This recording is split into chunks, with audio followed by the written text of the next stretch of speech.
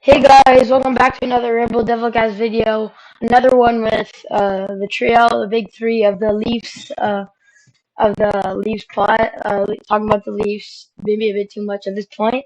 I'm glad to be back with all three of us, making some fun vids before we go to camp because camp's coming up very very soon. Summer just started yesterday. Yeah, you guys want to say anything? Yeah, again, as I was saying, talking to Dylan, I'm very excited to come back on. Obviously, we've done a few of these the past few years, discussing the draft, just going over our draft prospects and really familiarizing ourselves and doing the research for ourselves to actually know who these guys are that are going to be picked after Shane Wright. So it's just a very interesting project. I always like going on to do these. And even beyond the podcast, I recently did my own research because I was making some draft articles breaking down my picks for who's going to be drafted. So I'm going to go through similar arguments that I used in my articles to explain why certain players I have been picked in certain positions. So overall, topics like this are always very interesting because unlike other things where you're just recording what's happening live, this one's more prediction based and it's more about just making educated guesses about what you think teams will do. I always love doing these ones. It's always a fun conversation. It's fun to talk about, and I can't wait to get started. Yeah, I'm also interested in this episode here. I'm usually past few drafts. I know what's going on. I know the lottery for the most part. I know what's going on last year with Power, and I knew a lot of the prospects. The year before that with who was that again? Lafreniere. Lafreniere. Yeah, so I knew all those guys, and years past as well. I'm obviously a big hockey guy, so I know a lot of the stuff this year. A lot of the stuff was news to me. Uh, like I didn't find out until who Cutter Goche or Danila Yurov was until a few weeks ago. So I'm excited to see these new guys come into the league, and I guess I don't know much about them. I think franchise mode at the draft and franchise mode helps a lot with this information. But yeah, no, I'm excited to get into it. I know Jared predictions will probably be a lot knowledge behind it, but I think I've got a general idea. I think we all got the same number one overall pick, but I guess we'll see that in a sec. Yep. Yep. Well, yeah, you guys have some nice stuff to say, and I think we should just get right into it. Yeah. All right, guys. So we are starting off with me, and for the first overall pick with the Montreal Canadiens. In my opinion, this is a no-brainer. I feel like a lot of people too. I don't know about Jared and Dylan, but I think Shane Wright's the pick for them. Shane Wright's been outstanding lately. He's the Habs really need help on their center core. They have Christian Dvorak. They traded for him, but that wasn't really much. Just looking here at their center core, they have Suzuki's really good. Jake Evans not that good. Paling might have a bright future, but they don't have that much with their center core. And I have a feeling Shane Wright, there's a chance he could like hop on straight away, right into the 2022-23 season, and I think he could be a big help to them and maybe be their third line center or maybe jump up to like a second or first line winger if they need him to. And yeah, he's really young. He's a lot of potential. Looking looking really good. And that's all I have to say. Mhm. Yep. I like. Oh, sorry, you're going ahead. No, I was just gonna say, Dylan, who do you have going first overall? I think it's gonna be pretty unanimous, but regardless, still get into it. Yeah, once again, I have Shane Wright. I think this can get interesting towards the draft. I know Montreal's been talking about potentially taking Slavkovsky. I know I've seen some articles or some quotes on Instagram about what's his name, Kent Hughes. That's his name, the Yeah. Habs manager, deciding to go a different direction from Wright. I don't think that will happen, but honestly, I wouldn't be entirely surprised. I would be a little surprised, but Wright, I think Wright is my number one guy. He's the consensus number one pick. He's a great playmaker. He had a little bit of an off year in the OHL, I believe, but still, he's a fantastic playmaker. He's got great vision. From what I've seen, he's got some great vision um, for Kingston, and I think wherever he goes, he'll make a great addition. I'm not sure if he'll ever make an impact like Connor Bedard or Connor McDavid or Matthews or guys like that will ever make. But I think he's a great guy, maybe to have on your first line. You might need a little help on on the wings, but Montreal's got guys like that. If Caulfield develops and becomes a superstar sniper, then Shane Wright can be that guy to give the puck to him. And you also got a star in Suzuki. So Montreal's future is looking good after a tough year, but I think Wright's the guy to go with. And he's going to be a player that I'm going to hate the Leafs play against next year. I think this is a smart pick for Montreal. They get some help on the center depth, like Max said. They might need a little help for their future, but I think that it's looking right for the Habs. Unfortunately, after this draft, they got some picks in the bank. Yeah, and again, it's going to be 3 for 3. Absolutely, I believe the Montreal Canadiens will select Shane Wright with the first overall pick. I find that every year the media tries to do the same thing, and they try to make it a little bit of a debate, make it interesting. Oh, is it going to be Matthews or Laine? Is it going to be Jack Hughes or Capo Caco? They always try to do it, but usually it tends to be the guy that was projected all year long to be the top guy is the guy that they end up going with at first overall, and I don't see it being any different this year. I just think it's a no-brainer. I think that the best number one centerman in this draft with the most potential has to be Shane Wright, and I do not see the Montreal Canadiens, a team that lacks in terms of their center depth. I just don't see a way that they pass on him. I mean, he's a lot more of a strong, big hockey IQ guy as opposed to a speedster. Like when I'm comparing prospects, I usually like to think of it in one of two ways. So there's the Connor McDavid type, which is the speedy guy, the amazing creative hands and whatever. And then there's, on the other hand, your more John Tavares like, your more Sidney Crosby like. And Shane Wright's definitely more of the Crosby and Tavares like, where he's a lot more of a slower skater. It's a lot more that he thinks things through. He has a very good hockey IQ. He's a very strong guy. He's a lot better defensively than those other guys. And I think that overall game that he plays, where he has amazing offensive talent, but as well as a very good defensive forward, a phenomenal number one centerman for the future, I just don't see a way that the Habs pass on this. And I don't see a way that they pass on the opportunity to get a 1-2 center punch one day of Nick Suzuki and Shane Wright, which will be absolutely phenomenal. And Dylan, you mentioned that Shane Wright struggled this year with Kingston of the OHL. He definitely had a slow start to the year.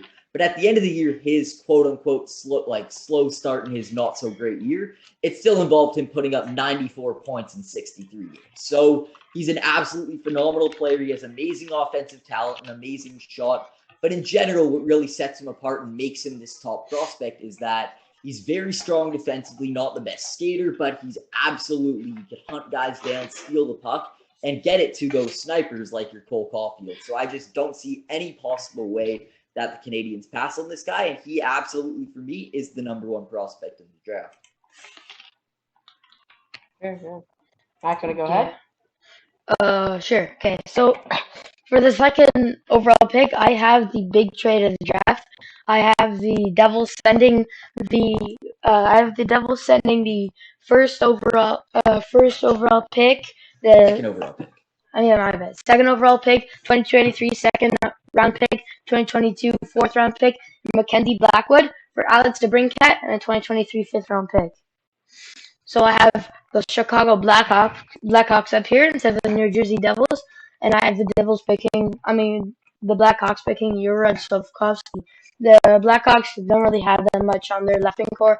Obviously, they have big boy Patty Kane. He's a really big help. Obviously, getting to the Cup winning goal years ago. But looking at their left wing core, they have not really much. They have Kubalik, which might they might keep Kubalik because he's RFA, but they're still players that they still don't have the best core. And I think after trading the Brinkat, they're looking for a replacement for the future, and I think Juraj Slafkovsky would be perfect for them. It's a very interesting trade. I feel like DeBrincat is a lot to give up. I get that, obviously, a second overall pick in the draft. That's something with a lot of potential that can definitely pan out, especially for a rebuilding team like the Blackhawks, that they need their young picks and they need their prospects and their futures to help their future. But I still think Alex DeBrincat, the fact that he's so good right now and is still a young player, he still has years to get better and better. I feel like that to me seems like a lot to give up. So I don't know exactly if I'm going to agree with the trade being made exactly in the way you projected it. But regardless, talking about the player that they selected the second overall pick, I do think that the second best prospect in this draft has to be Juraj Slafkovsky.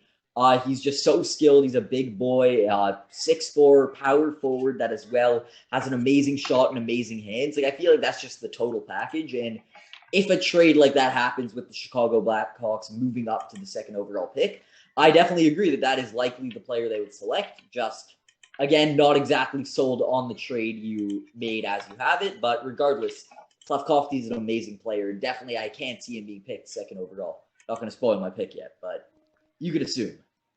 Mm-hmm. Yeah. Well, I could also see a trade maybe with Chicago. I know they have been talking about DeBrincat potentially getting moved. Chicago's going selling, and they did something for, similar with Brendan Hagel earlier this season. Maybe they're getting rid of I guess they're in their prime and they're getting rid of their guys for the most value. But I guess that's a smart move, but also that's their first superstar since Patty Kane. I think you'd want to hold on to him. But I could also see a trade. I know a lot of rumblings have happened. I would see New Jersey, a team that's looking to get better, maybe pick up a right winger. They got some good depth there, but they also would like to take a step up. They got Hughes, they've got Heischer, they've got Bratt. They can really improve. I know their goaltending situation isn't great, but I would see them signing maybe a free agent in the offseason, maybe like Jack Campbell or guys like that. And I think the Devils would be a team that could definitely trade this pick. But if they don't, and I didn't really know if we were doing trading or not, but I had the Devils stick with this pick. Potentially they may trade Slavkovsky later on. Who knows? But I'm gonna have them keeping the pick here, and I think they're gonna pick Slavkovsky as well. So like I said, yeah, I think you talked about it, Jared. He's a great power forward. He's your offensive. He's your offense. He's the total package on offense. He's a guy he's got some speed. He's got the body and he's got the shot. And that's really all you need on offense. You obviously need some more playmaking, and the thing about these guys is they're young and they've got stuff to clear out. Shane Wright could, he doesn't have it now, but he could develop a nasty shot which could transition him into a superstar. You never know with these guys. If you look around the league, there's guys you never expect to be in that position, and also vice versa. I mean, look at Neil Yakupov or guys like Andrei Vasilevsky, who's drafted or later on in the draft, or Kucherov, guys that you never really expect to take off, but these guys find their way.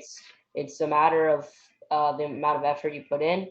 And yeah, I kind of got a little off topic, but yeah, I think New Jersey will take Slavkovsky here. It's a great fit. They need a little bit more forward depth. They've got the defense cleared out. They got their superstars. They're ready to become a playoff team, the New Jersey Devils. Yeah, so I as well went with Slavkovsky with the second overall pick. I do agree with what both you guys are saying. I have heard a lot of rumors that if there is a top pick to be traded at the draft, it is most likely to be New Jersey. There's a lot of rumors about them potentially trading that second overall pick. However, much like Dylan, I didn't make any potential trades for this video. I kind of just went with the draft board as it's currently laid out. And if that's the case, if they keep their second overall pick, I definitely see an amazing fit with Slavkovsky joining the New Jersey Devils. And pretty much for the reasons that Dylan mentioned. Yeah, obviously, they have pretty much their 1-2 punch in terms of their center depth. They have Jack Hughes and Nico Heischer. So that's pretty solidified as well. I do see them making adjustments to their defense in the offseason in terms of getting a free agent or something or making a trade. But I don't think at the draft they're really going to be eyeing a big defenseman at all unless there's one available to them later on. And as well, goaltending is not something you're going to fix right away in the draft. So for that reason, I definitely see them going for a winger at this draft position. They have a lot of different guys in their prospect pool. Of course, guys like Alexander Holt, who are their snipers and things like that. But the one thing that I don't really see, the one role I don't really see filled on their lineup right now would be a big body power forward. And I definitely think that's something that the New Jersey Devils could use. A player that could definitely slot into the lineup and make them a lot tougher of a team to play has to be Slavkovsky. As I mentioned, the fact that he's 6'4", he's a big, big boy. He's strong. He has amazing hands and amazing shot. I just think he's the total package, and he isn't a player that all year has been the second overall pick projected guy. There's a lot of other guys, but just the fact that he has the size advantage, the overall skill advantage, and it's just such a good prospect playing over it in the Liga in Finland, but playing international and not dominating, but having very good numbers against men when he was only a 17-year-old kid. I just think that will absolutely lead him to jump up the draft rankings and most likely be selected second overall. He's so skilled, he's so good, and yes, he doesn't have the best numbers in all of his competitions he played, given to the fact that he's been playing against men. Just the fact that he possesses so much skill will absolutely make him likely to be a top 3 pick, and most likely I'd say the top 2 pick, the first name being called right after Shane Wright. I just don't see a reason to predict him slipping any more than that. He's a great prospect, and the Devils would be happy to pick this guy if they end up holding on to him. Max? Oh, I guess Max is having issues. Hopefully he's all good over there. But I guess I'll take us to the third overall pick, Arizona. They're a team that's going through a full rebuild. Obviously we know traded.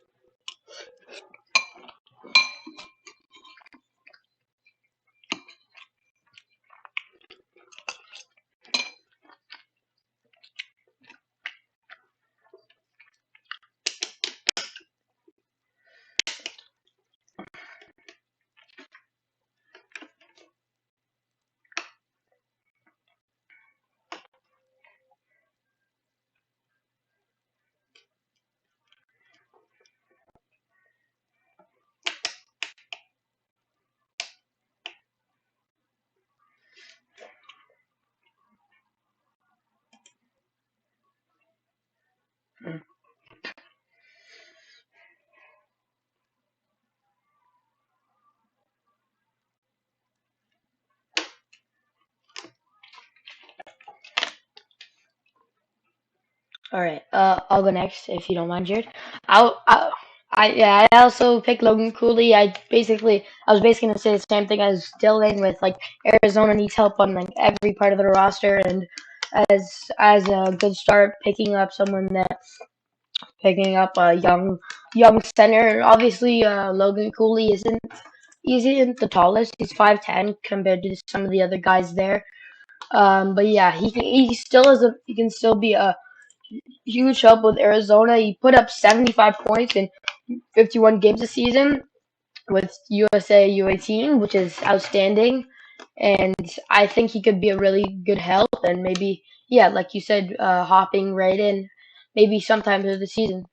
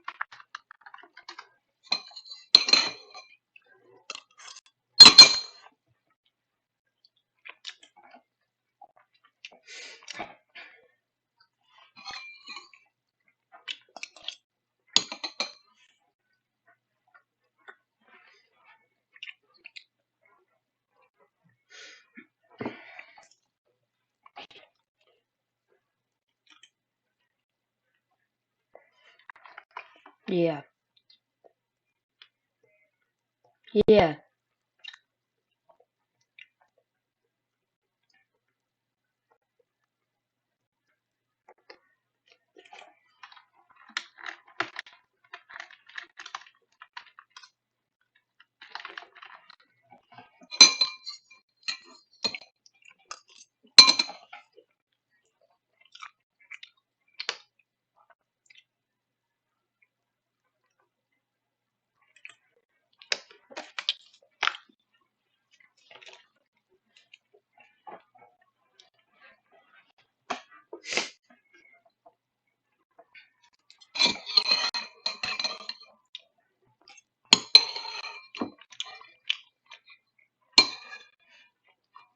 Yeah. And maybe him with Clayton Keller could be on a line could be really good with Keller also being young, also has a lot of potential, maybe having some chemistry there.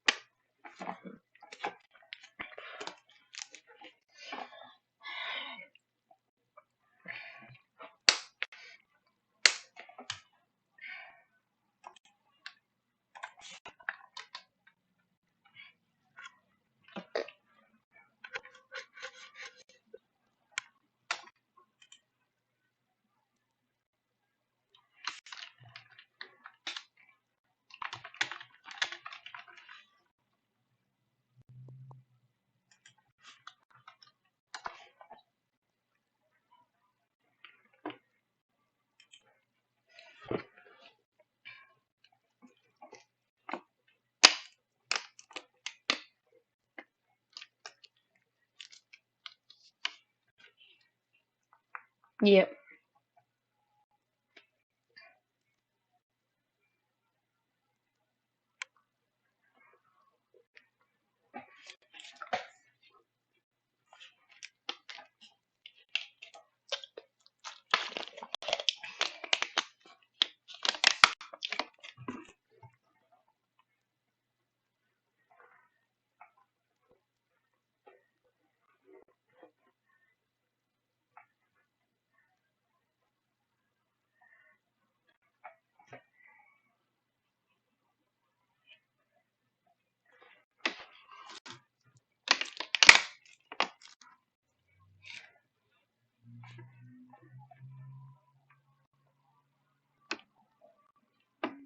Been years.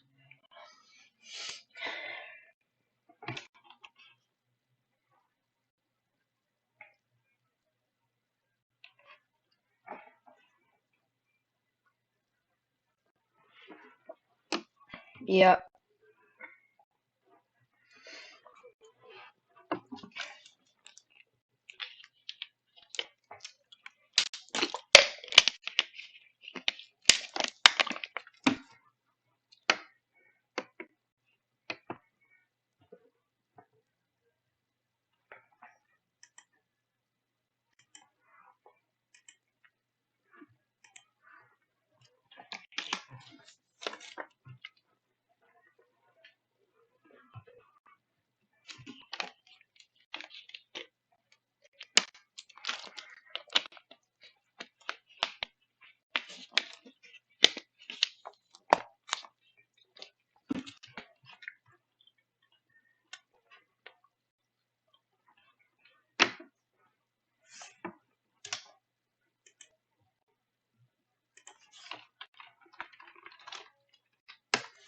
Yep.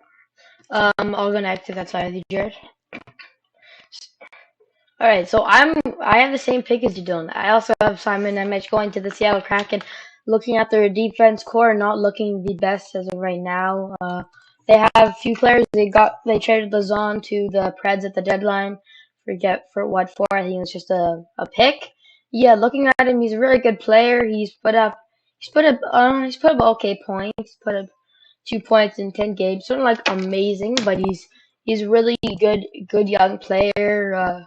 Yeah, he's 1 second. He's he's also kind of big, 6 feet, so not bad. I think he could be a really good help for the Kraken. Not sure about him going to the NHL straight away. Maybe doing what Matty Beniers did and coming out for like the last few games of the season, or maybe halfway or something. Because I don't know, maybe if they want to save him like being a rookie for 2023-24, but I think he can be a really big help. He's from Slovakia. He's a really good player, and I think the Kraken really shit. I think the Kraken are gonna draft him.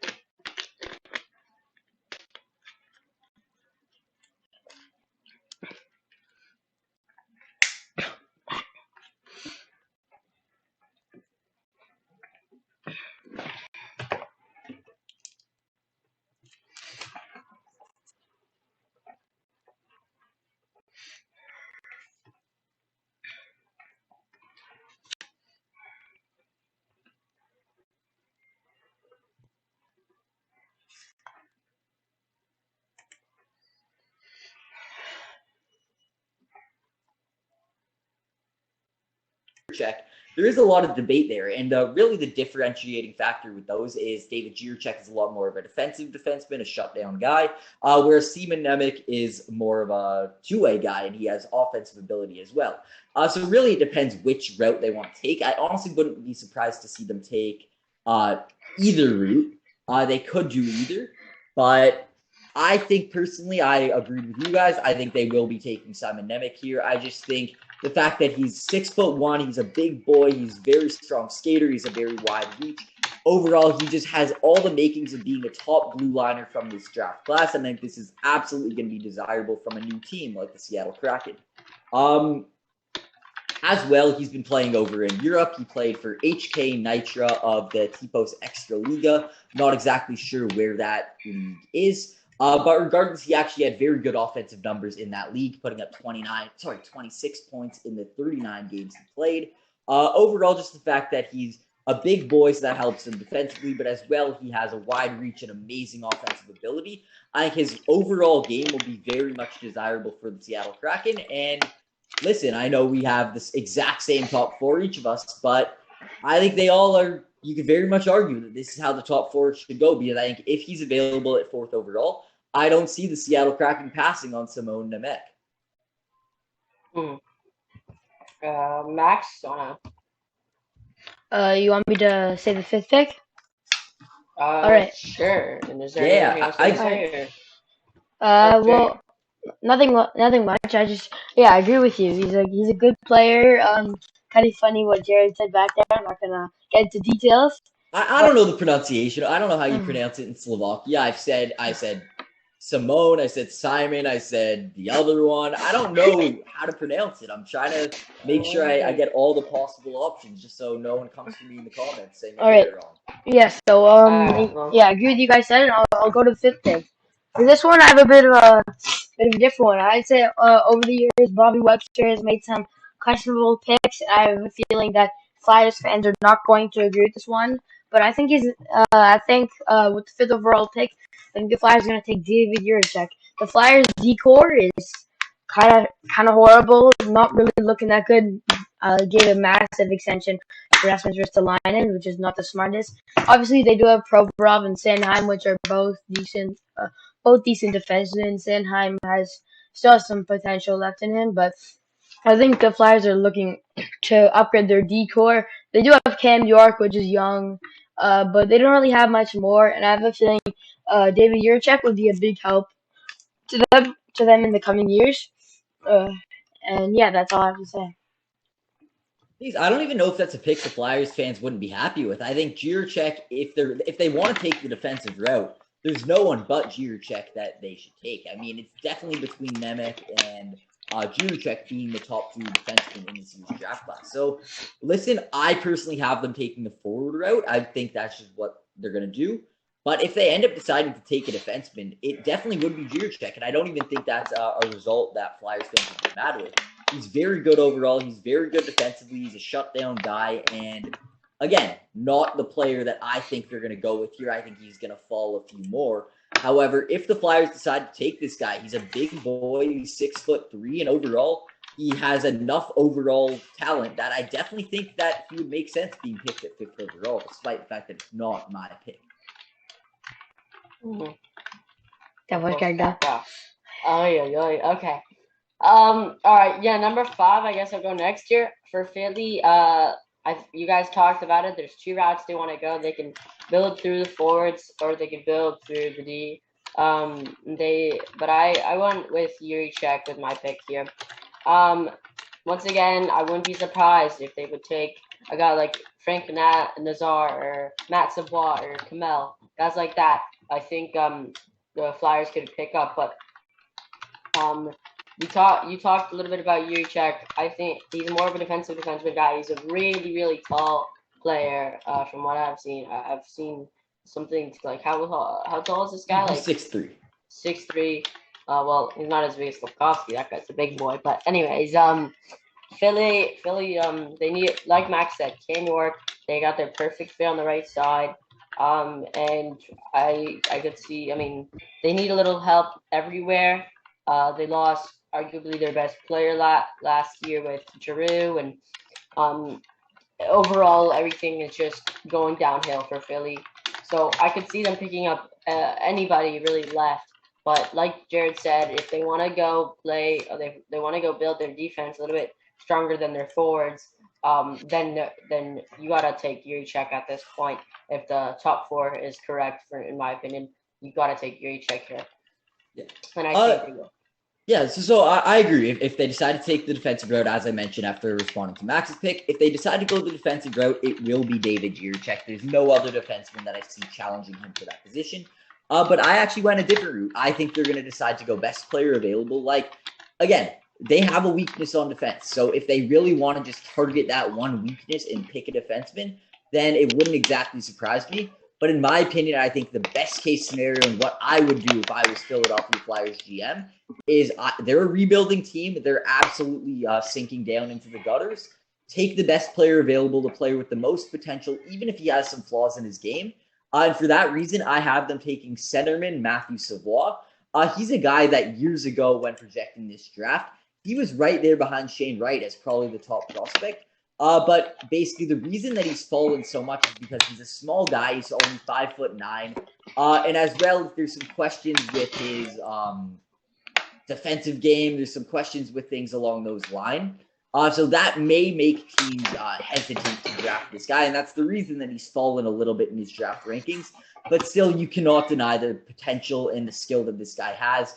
This season, playing in the WHL for the Winnipeg Ice, he had 35 goals, 55 assists, and 90 total points in just 65 games. So he's absolutely amazing offensively. He's a quick guy, an amazing skater. He has the hands. He has the shot.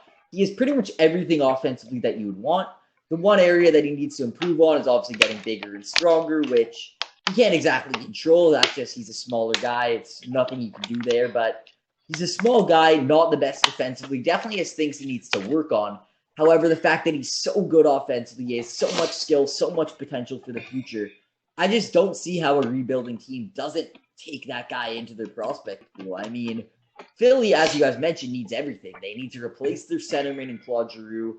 But as well, they just need any possible guy that will help them improve for the future. I don't see how they wouldn't take Matthew Savoie at this position. I mean, they want to be a good team in the future. They know it's not going to happen yet. Even John Tortorella just got signed as the new head coach. He said, a little bit similar to what Mike Babcock said when he signed to the Leafs. He was kind of like, there's some pain coming here. It's not going to happen right away. We have a lot of rebuilding years left in us. And listen, it would not hurt the rebuild if they take the best player available, the guy with the most potential, Matthew Savoie, who could absolutely dominate you offensively. And I think that's what they're going to end up doing. Mm-hmm. Yeah. Yep. Yeah, I guess we'll move on. I'll take the 6th pick, if you guys don't mind. This is Columbus's pick via Chicago. We talked a little bit about Chicago earlier. I mean, that Seth Jones trade. We'll have to see if that pans out for the Blackhawks. But yeah, no, losing the 6th pick is a pretty big deal. In the NHL, there's a lot more high-end prospects in the lottery than the NBA or the NFL. But yeah, no, you can really take a superstar with the 6th pick. And with Columbus here, they've got some places they need to clean up. I think they're a team that they're close. They had a much better year than last year. They just need to make a few more additions. They got their superstar forward or winger, and they've got some nice defensemen. Werenski's still a great D-man. What's his name? They got Jake Bean. They've got Adam Boxes. Guys like that that can really take them to the next level. Yeah, no, I think you can really unfortunately, I think their goaltending is their biggest weakness, and that's something you can't really pick up in this draft. That in years past, we've seen guys like Kosa, Yaroslav Askarov, yeah, guys Jesper like Wallstead, stuff like that. Wallstead, yep, yeah. So guys like that you could take in the first round. This year, there's not really your number one goaltender guy, and I think no matter what, you take the best player available. Or you take the best fit that's not a goalie at the 6th pick. And yeah, so Columbus here, I think they would take a left winger, but they've got some really nice guys available here, and I think they're just going to go with the center. I think they're going to take Frank Nazar here. They picked up Sillinger last year, so it might be a little weird seeing how their depth chart is going to pan out with 2 guys looking to get good minutes. You also got some talented centermen like Boone Jenner and what's his name? From Columbus, what was his name? I'm blanking. Voracek? Voracek's a winger. Roslovich. They picked up Roslovich. Yeah, no. So I think it might be a little tough for these guys to get minutes for the first little start. As Columbus, I think, is kind of set. They just picked up Roslovich last year, and they gave him a $4 million bonus. So I think for a few years, a centerman who they take in the first round might not get much time as a left winger or a goalie, for example. I mean, a goalie you take a little while, but a left winger or a right D type of guy. But yeah, no, I think if Columbus wants to wait a little bit for this guy to pan out, I think you could take a guy like Savoie or you could take a guy like Nazar. I don't know much about Nazar here. I know I think if you guys don't have him now, I guess we'll talk about him later and what he's like. And yeah, no, but I think he's a good offensive player. And from what I see from the stats, he's a point per game. I think he's gone up in the draft charts recently. I've seen him earlier, going later in the draft before. And now he's lottery pick, and now he's top 6 now. But from what I see, I really like what I see here. And yeah, I know. I think Columbus. I'm very excited to see what you guys have Columbus taking, because I think this could really go any way here. They could take a winger, a center, or a D-man. Yeah, I'm interested to see what you guys have. Yeah. For starters, I just want to say something about Frank Nazar. So I personally have him going a little bit later, still within the lottery, not as late as I saw Max has him going, which we'll get to that later, spoiler alert. But regardless, Frank Nazar is a very good player. He's what really sets him apart is his skating. He's one of those. I think he's considered to be the fastest skater in the draft. He's absolutely phenomenal in terms of his skating. He's a smaller guy. And one of the main things that scouts say with him is he's not the type of guy that has such a high ceiling. It's more that he has a very high floor. And what that means is that he, at the very least, will be good. He's not a guy that's boom or bust and there's a chance of him busting. He's very much a guy that should be...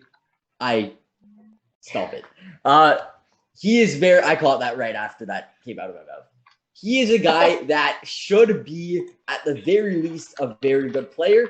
His ceiling is very high. Yes, there isn't much potential for him to be an absolute dominant player in the league, but he'll be at the very least very good. So for me, that sounds a lot more like a guy that'll be picked more in the middle of the first round. So that's kind of where I have him being taken. I think they'd sooner at this position, 6th overall, because there's a lot of guys with high potential, and that's more likely, I think, where they would end up going. However, listen, I would not criticize them for going with Frank Nazar because this guy's amazingly skilled. He's a lot of potential, and again, I'm not going to criticize your picks. I don't know any more than you guys where these guys will go. He very well could end up rocking a Columbus Blue Jackets jersey by the time the draft comes around. But especially considering Columbus has 2 first-round picks, I'd sooner assume that they'd wait to see if Nazar's still available at 12th overall and maybe pick him up there. I think there's more potential guys that they would go for in the main part of the draft at 6th overall. But listen, I guess we'll see. He's a very skilled guy. Very fast, very skilled, and overall it's possible that he could end up being taken here. And that's a guy that you'd want to have with Patrick Laine to help him on the rush. And I don't deny that Columbus would want this guy. I just think that considering they have 2 first-round picks, especially 2 first-round picks in the top 12, I feel like Nazar would sooner be a guy that they would hope and pray he would be available at the 12th overall pick. And if he's still available, then they'd pick him up. I feel like it might be a little bit of a reach to get him at 6th overall, but hey, I also thought getting Moritz Seider at 6th overall was a reach, and he just lifted the Calder Memorial Trophy last night. So, listen, in some cases, what do I know? Maybe Nazar ends up going 6th overall, and he's rocking the Rookie of the Year trophy. We never really know. What if he goes number 1, Montreal? Listen, now we're entering a little bit of fairy tale. Okay. But we'll see. We'll see. Move on here. Okay. You have your pick here, Jared, at 6. Wait, hold on. Okay, Wait, who went? First we'll go with Max. Wait, Dylan, you just won, right? Yeah, I took He had Nazar, and I was just saying where I have Nazar going as being more of a middle of the first round guy. Max, all right. You have to go? I forget. I'll go now. Not quite a late first guy, though. I'll go now. Saw Max's predictions. I don't know. All right. Looking at yours, you guys have him at a different, I think our 6, 7, 8 picks are very similar looking at them. But I have Columbus going with Joachim Kemell. I think he's a really good player. He's Columbus needs help on the wing. They also obviously have Patrick Laine. Doing good, and Voracek and Nyquist and Bjorkstrand. But I think for the future, looking at Joachim Kemell is a young up and coming player with some good value. Not like the trade, but like just in general. He's a bit small, not too small, a little bit small. He's 5'10". But he's still a really good player, and I think he'd be a great help for the Columbus Blue Jackets. Oh, listen, Joachim Kemell is one of the best prospects in this draft. He's a pure sniper, so he is probably the best shot in this entire draft. And I definitely see him being taken in the top 10. The one reason that I personally don't have him going to the Blue Jackets at 6th overall, though, is just because they currently have an embarrassment of riches, is the term I'd use. They have so many forward prospects. They have Kent Johnson. They have Cole Sillinger. They have Igor Chanikov. They have so many offensive prospects that for this I forgot about Kent Johnson. Yeah. So for that reason, I actually see them going a different route. I see them going with the defensive defenseman with this pick at 6th overall, especially because obviously you guys had him being picked up by Philadelphia. This is assuming that he doesn't end up being picked at 5th overall. If he's still available at 6th overall, considering how much of an offense-heavy prospect pool Columbus has, I think they're going to go defensive defenseman, especially considering they have those 2 picks. I think they could save their forward guy for their second pick But in the first one, they're going to go best player available, and I think they're going to go with that 6'3" shutdown defensive guy that could also have carry the puck up. He's a great puck handler, and he has an absolutely booming cannon of a slap shot. And I just think this skill set to add alongside an offensive defenseman like Zach Werenski, I think that can make for an absolutely terrifying defensive core for the rest of the NHL. I think that would be absolutely amazing for them. And overall, I'm not going to give too much analysis on this guy because he's a very good player. A put up 11 points in 29 games, mostly to do with just that amazing slap shot he possesses. But as well, he's a lot more of a big boy, a shutdown defenseman who could really do big numbers for the Blue Jackets in terms of helping their defensive core. And if he's available at 6th overall, especially considering they have a later first-round pick, I don't see how they wouldn't pick this guy up at 6th overall. I think that would be an amazing fit for their team, considering what they already have an abundance of in terms of they have an amazing prospect pool of forwards. I think it's about time they add an elite defenseman into their prospect pool. And again, if he's available, I definitely think that's what Columbus will end up doing. Yeah. All right. Just a second. So for those reasons, I definitely think that Jiricek would be the most ideal pick for the Columbus Blue Jackets at 6th overall. And with that said, let's move over to the 7th overall pick, which is currently owned by the Ottawa Senators. And I think they have an interesting pick here. I mean, again, they're another rebuilding team that is sort of starting to try to take that next step. They already have quite a good prospect pool. And now it's about time they become a competitive team in this league. And should I start with saying my pick, or should I leave it to you guys? Yeah, go ahead. You can go. Okay, so for this reason, I have the player that Max had being taken 6th overall. I have him falling to 7th overall, and they're going to take the sniper, Joakim Kemel.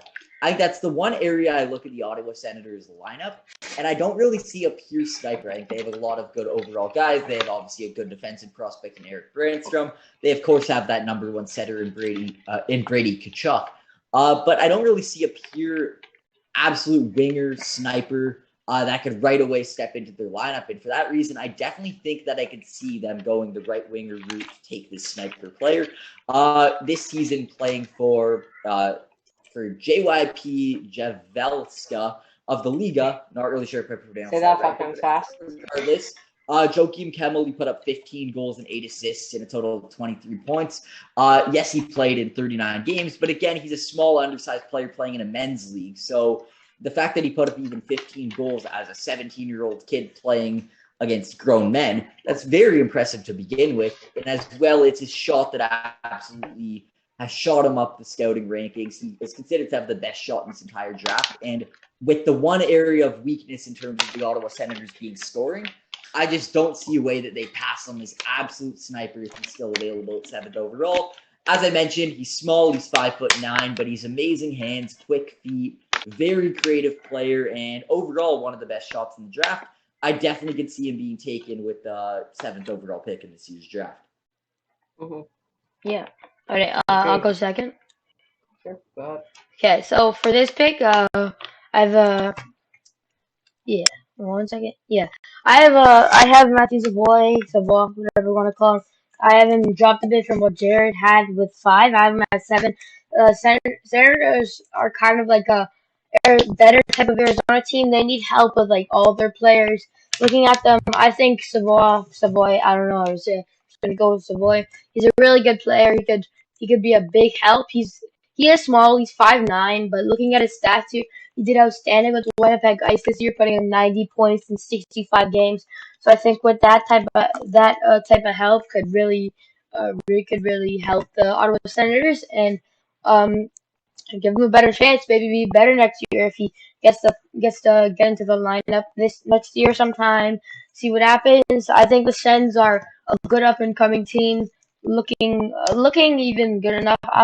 I doubt like the chances of them making the playoffs next year because of how good the Atlantic is next year is slim to none. But looking at how they still did decent without what's his name, Thomas Chabot, right? So and they also have Drake Batherson up and coming. He's already good. He was an all-star, right? Yeah, I think he was an all-star. And I think all of them could be. I think Savoy could be a really good help, and I could see the Senators being a bit better, maybe doing 6th or 5th in their division, depending on what happens. Yeah. I definitely think if he's still available at 7th overall, I think the Senators would absolutely be running up to the podium.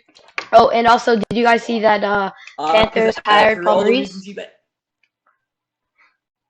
I did see Yeah. that this morning. Yeah, crazy. They didn't re-sign their coach that took them to the I don't President's see Trophy. that. I mean, Winnipeg Yeah. is they had their runs, but they were an average team for most of his tenure. And if Arizona's Florida. I don't know why I said that.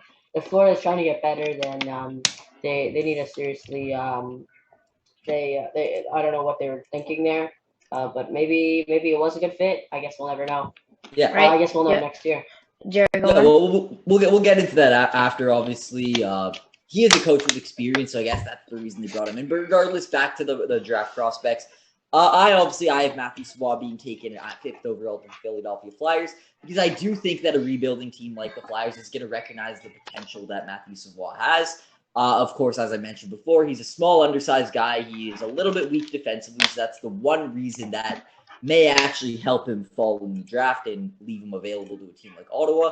Not the best defensive player, but overall, I think with his hands, with his feet, with his sniping ability, with his overall scoring ability, I do think he may even be taken before the Senators pick. But listen, if he's available at 7th overall, believe me, the Senators would be very thrilled to draft this guy.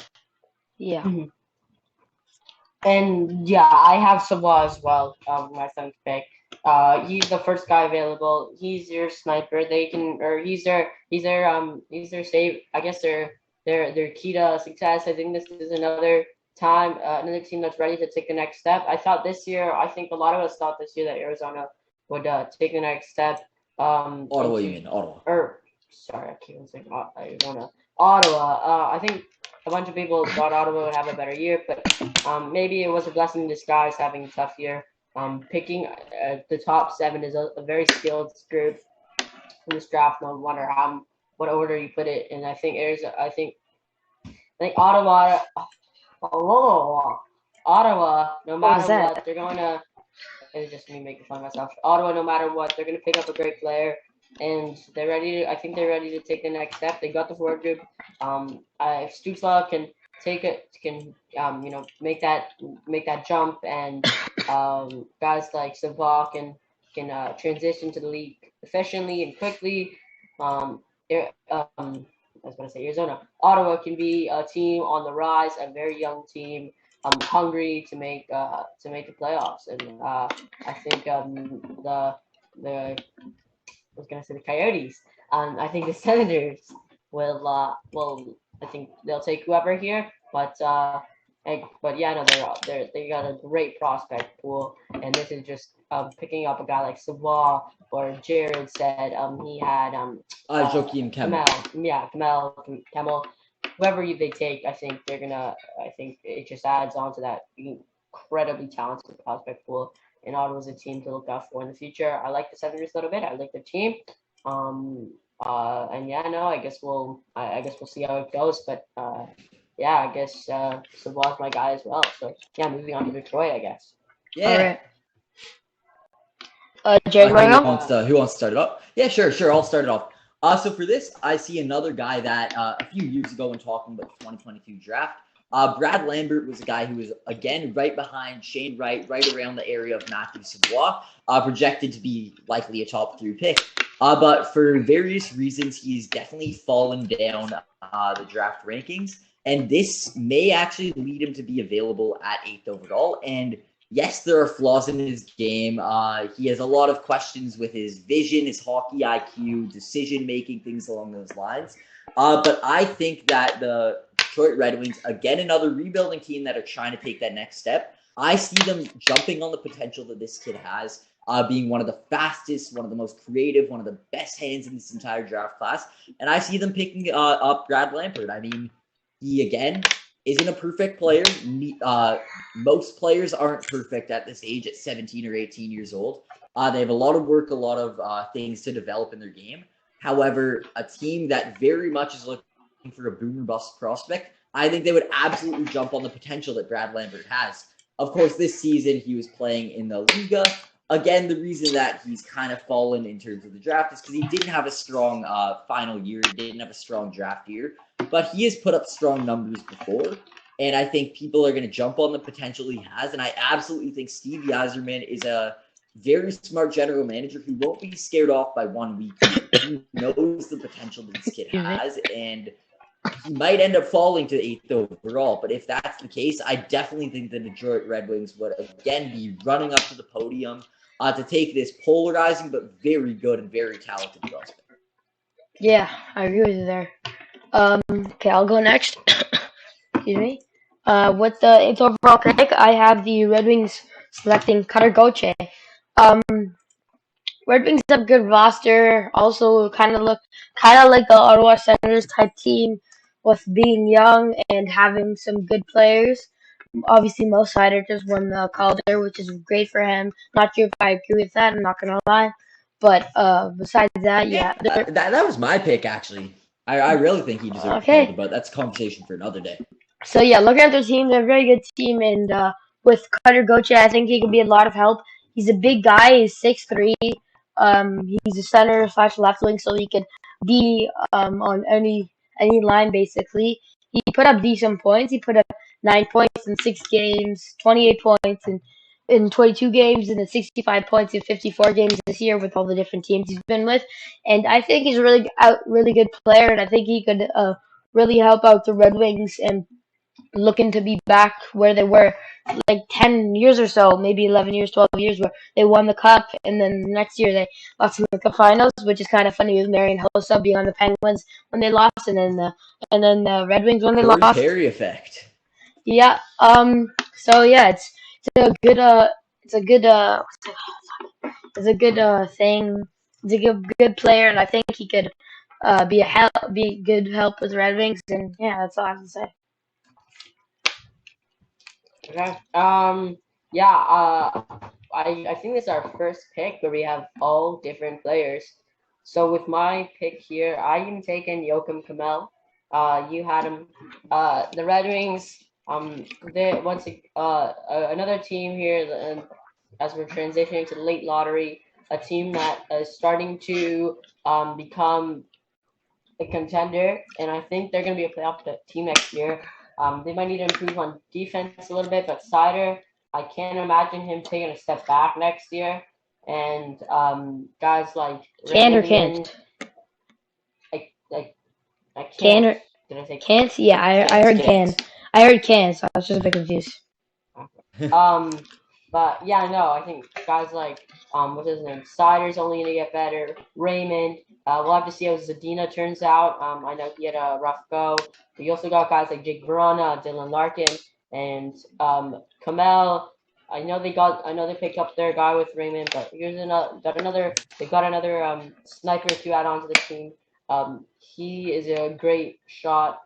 He's got a right shot, so it's going to be a tough fit with Raymond, and also, like I said, a bunch of other very talented young forwards on their roster. So I think it'll be hard for him to get the lineup. But looking at the rest of the prospects, I think this is their best. I think this is the best player available.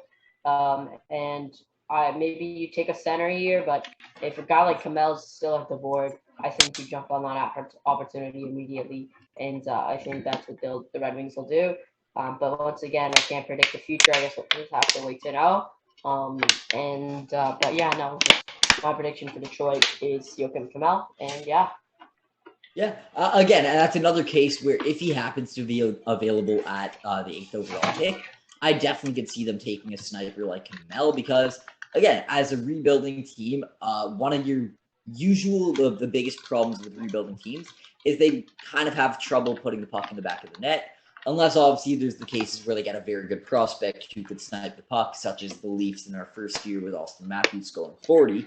But in general, teams like the Red Wings that are young and up and coming and rebuilding, they've had some trouble putting the puck in the back of the net. If they could draft a sniper like Kamel, who in your predictions will be available at 8th overall, I think they'd absolutely be running up to the podium to take him as well.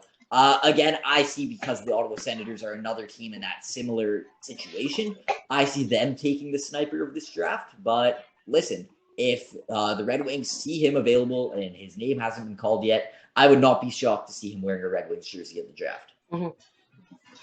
With that said, though, I guess, are you guys ready to move over to the 9th overall pick, Buffalo Sabres? Sure. I'll go first for this one if you guys want. Yeah, no worries. All right. So for this one, Buffalo, kind of spoiling, but not really. Buffalo has 2 picks this draft, and I think they're gonna go with a different direction than what I've seen you guys pick. You guys did the same thing. I'm not gonna say what it is to spoil it, but I'm gonna say my pick, Pavel Mintyukov. He's looking like a good Going player. for a defenseman. Yeah, I'm going for a defenseman. Sabres need help with defense. Mintyukov is I don't know. a big tall. Owen Power and Rasmus Dahlin. I don't see that happening. Well, hear me out. Well, you'll see what Okay, I'm listening. keep an open mind for what I have for the 16th pick. So yeah, I think he's a good player. He's tall. He's 6'1".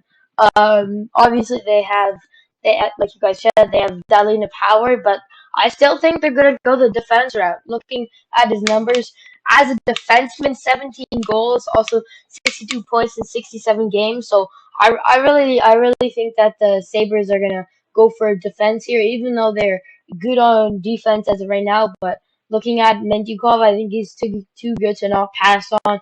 Even if you're missing out on someone else, I think he's just a really good player, has really good numbers, and I don't think the Sabres are gonna pass him and pass on him. I think they're gonna pick with a nice pick. I don't know. I'm going to be honest. This is one that I don't see happening because Pavel Mintyukov, I have him being picked later in the lottery. I have him as one of my top 16 picks. However, he's an offensive defenseman, so I agree that is something the Sabres would want. But there are so many good centermen available at this position, and I'd argue a bigger flaw in the Sabres right now, aside from goaltending, their biggest flaw right now would be their center depth. So I definitely think that because there are so many strong centers available, and this is going to reflect in the pick of who I see them end up taking. There's so many good centers available that I honestly, I don't think they're going to go for a defenseman here, especially, and I think the fact that they have the 2 first-round picks, 2 picks in the lottery, I think that even furthers my position because if they wanted to take a defenseman to add to their prospect pool, I think they'd see who's available at the 16th overall pick.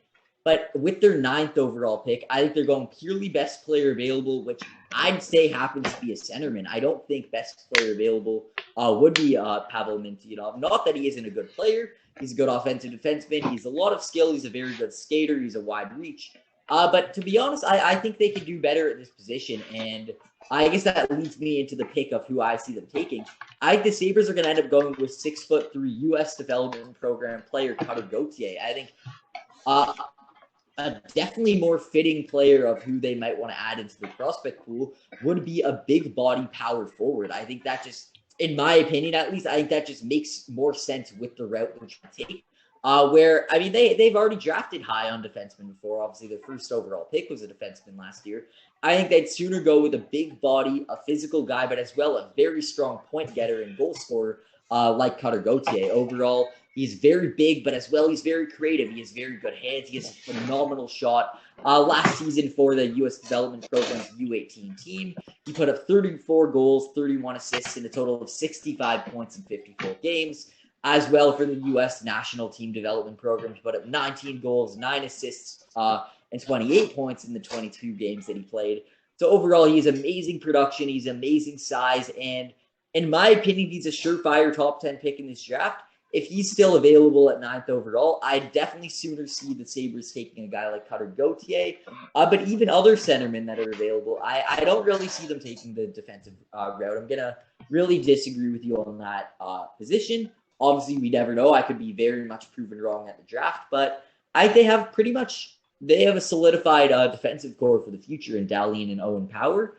I don't think they're going to really draft so high. I think they want to solidify their forward core throughout the next few years as their rebuilding team. They want their goal scorer, and they want to replace Jack Eichel, and I think they'd a lot sooner do that with drafting a forward, in my opinion, than with drafting a defenseman. Mm-hmm. Yeah, and I have the same pick as you. I have Cutter Gauthier as well. I think Max, anything could happen really at the draft. Nothing crazy. I mean, crazy things have happened. But I just don't see Buffalo's taking a defenseman here. I also have Cutter Goche like Jared. Yeah, they might need a little help. They had a great end to the year, and maybe if they didn't have such a strong end to the year, they'd have a better prospect or a better selection. So maybe that crazy end was, I mean, kind of a bad thing, but still, I think Buffalo taking with the Sabres taking what's his name Gotta go to it.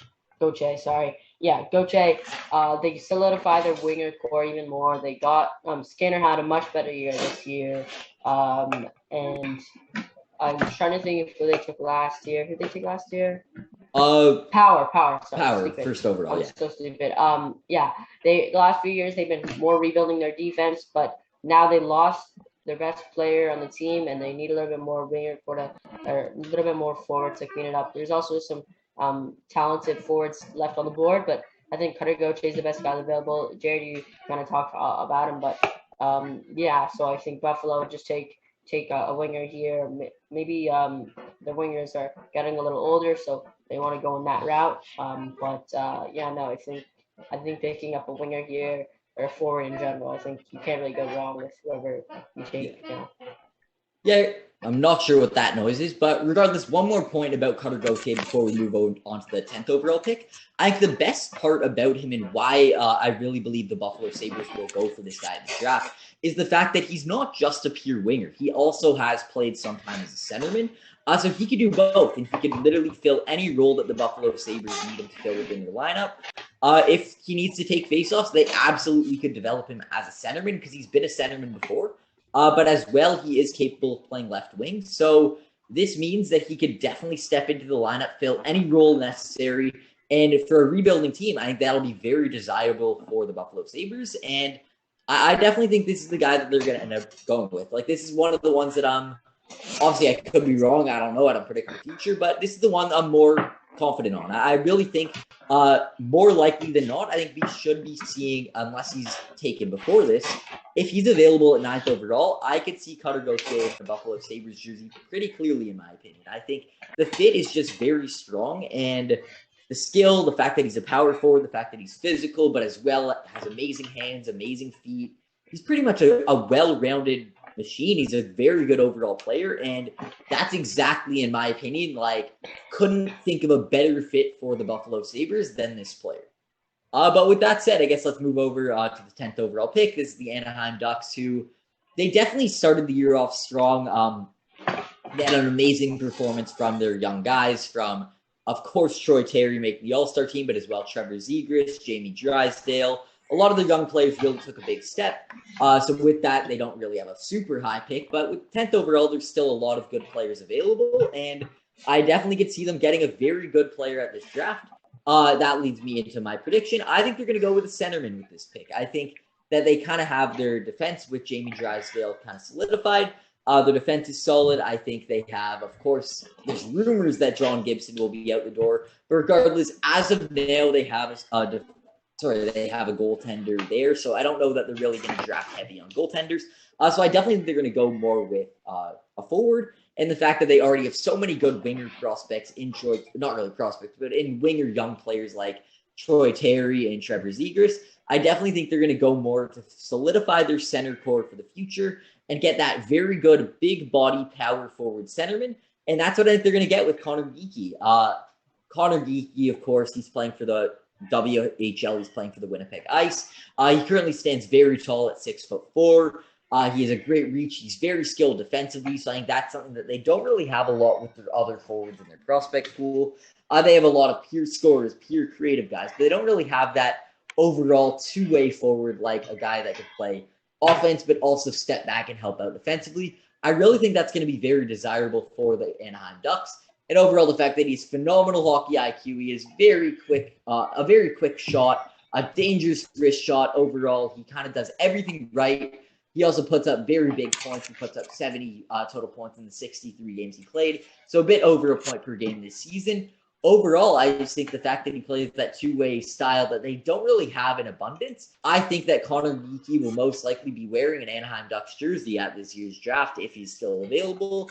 And that's my prediction for who they're going to go with.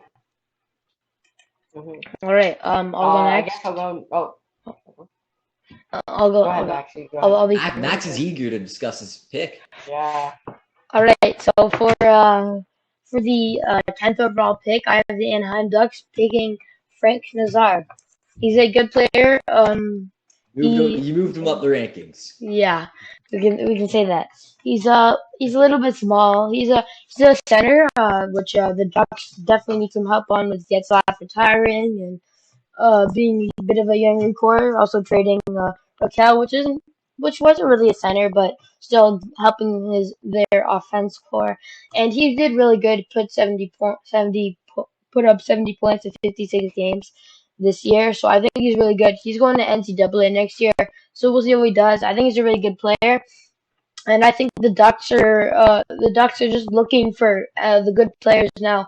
They were in a playoff spot a few months ago, and then they at the trade deadline they kind of switched that up with trading Raquel and Lindholm and Manson, all those big players. And I think they're just like I said, I think they're just looking for the best player available. And in my opinion, that could be Frank Nazar. And that's it. Yeah, no, that one definitely makes sense. So I have Nazar being picked soon, not yet, but again, he'll likely be available at this position. So if the Anaheim Ducks are decided to go for a center, even Nazar is capable of playing both center and right wing. I think this definitely is a good fit for the Anaheim Ducks. And in my opinion, I mean, obviously I want Connor Geekie. I like the idea of them taking a big body guy because I just think that's something they don't necessarily have an abundance of. I think the fact that one guy is a 6'4" player, an absolute machine defensively and offensively, I like that fit better personally. But I definitely wouldn't be shocked to see Frank Nazar being picked by the Anaheim Ducks because I do think that's a good fit too. I mean, again, he's a speedy guy that would definitely make for one of the most creative and fastest lines in the league if he's playing next to Trevor Zegras. So there is definitely a fit there. I definitely like that fit very much. But again, I personally am going the Connor Geekie route, but not exactly criticizing Frank Nazar because I do think that's a player who could very much fit with their prospect pool. Mm-hmm. And so I got with the Ducks pick here. I also took a winger, or a forward, I guess, if you will, I guess. But yeah, the Ducks. I'm having them taking Danila Yurov. He's a right winger. And the Ducks, they lost. They definitely made an effort to become more of a seller this year.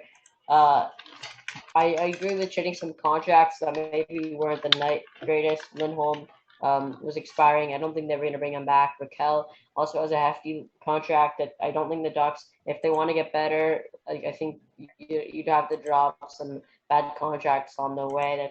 That's what teams have to do. That's what the Leafs might end up doing this year. But fortunately, those players were good and they got some good draft capital out of it. And I think they can make it back up with a player like Danila Yurov. I think he's a very speedy guy, and I think he's also very more defensively sound than other forwards in this draft. He's a bit more two-way than others like Savoie or Kamel or Wright, guys like that. He's a little bit more defensive, and that's what you want. I mean, the Ducks really they could take some help. They could take a guy that can help out Zegras as well. I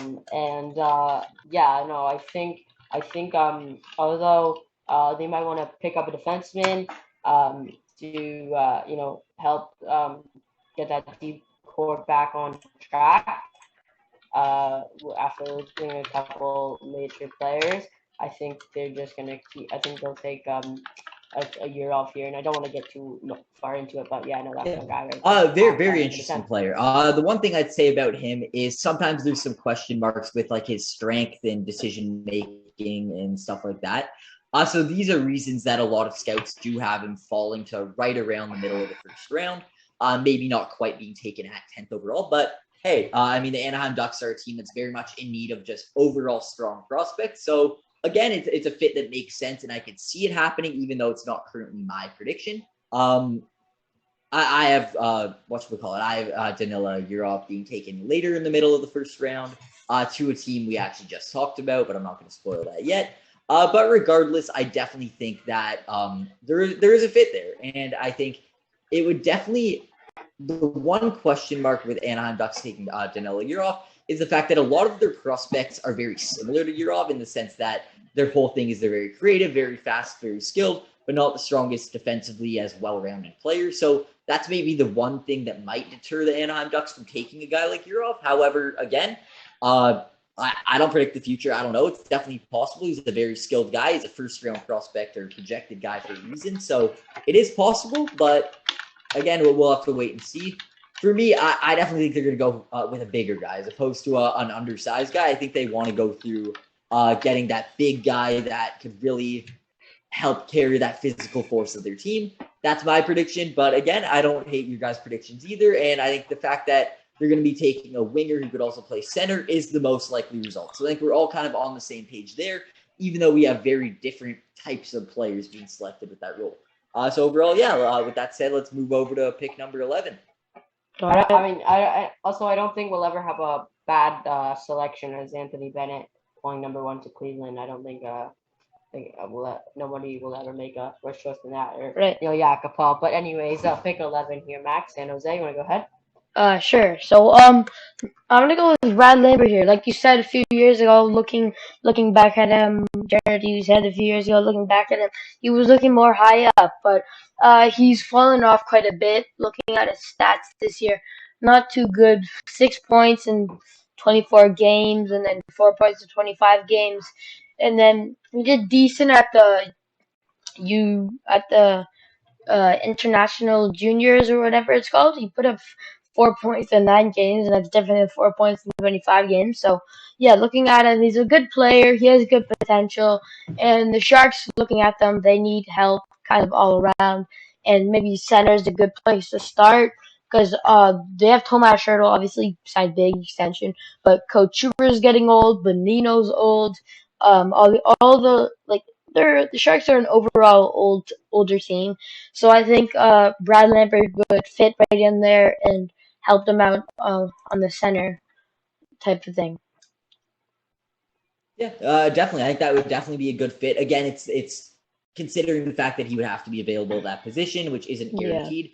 Because he's I'm very interested to pay attention to the draft. Unfortunately, the draft happens while I'm at camp, but I'll have to find a way to follow along with it because I'm very curious where Brad Lambert's going to end up going. I could see him going as high as 5th or 6th, but I could also see him falling to the middle of the first round. So it's he's a very intriguing prospect. For the reasons I mentioned earlier, there is reasons why scouts are going to maybe pass on him just because not the best decision-making overall. He's a little bit, needs to put on some more strength and muscle, not the strongest player in the world. But again, the San Jose Sharks are a team that is looking to add some scoring threats into their lineup. So I could definitely see a fit there with Brad Lambert. It definitely does make sense.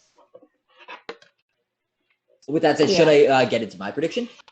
So for my prediction, I went with the guy we've talked quite a bit about, Frank Nazar. I have him falling over to pick number 11, and that's where he's going to get taken by the San Jose Sharks. He's a guy who's capable of playing right wing and center, which overall will be very desirable for the Sharks, considering they're going to want this guy to be able to slot in wherever they need him in their lineup. The one thing that I would say about San Jose Sharks is I wouldn't be surprised if they're a team that targets a defenseman at the draft because they do have a very big lack of defensemen in their prospect pool.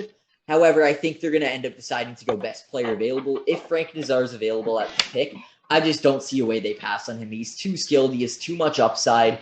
And I just don't see a way that they're going to pass on this guy. I mean, as I mentioned earlier, he put up 28 points, 42 assists for a total of 70 points in 56 games. He's a very good overall player. He's a very good skater. He's a very good shot, very good wrist shot. And overall, he just is very skilled. And yes, the Sharks do have a very good prospect pool in terms of their forwards, highlighted by William Eklund, of course, picked 7th overall last season. But regardless, I think they are going to go best player available and add to their already forward-heavy prospect pool. and they're going to take a very good forward prospect in Nazar. Yeah, I agree with that. And now for my San Jose pick, I originally had them taking another prospect, but thinking about it a little bit more, I think they're gonna go for the center route, like you, Max did, and also Jared. I think Nazar plays center as well. Yeah, you play right wing and center. Yeah. So I think the Sharks will also go for a center route. There's a guy available that Jared's already had selected, but I'm gonna have them taking Connor Geeky. He's very you talked about him a lot, but yeah, San Jose would need help. I mean, they picked up William Eklund, so you could potentially see Geeky playing the left wing. We've seen centers play on the left side before, for a long time. You know, whatever he needs to do to make things work. And the Sharks, who knows what they'll do with Geeky, if they take him, but he's also he's not the Sharks have their guy. Timo Meyer really took a step up this year. They picked up Eklund, and now you need a guy that's gonna pass the puck to these guys who are gonna shoot the puck. And Connor Geeky, he's got every. I mean, if he can develop a shot, that'd be fantastic. But if I think you'd want someone that's a little bit more playmaking on the playmaking side, and from what I'm seeing here, he's a lot more of a playmaker. I think the Sharks. I think he can fit in well wherever he goes. Left wing, center, and even right wing. You never know.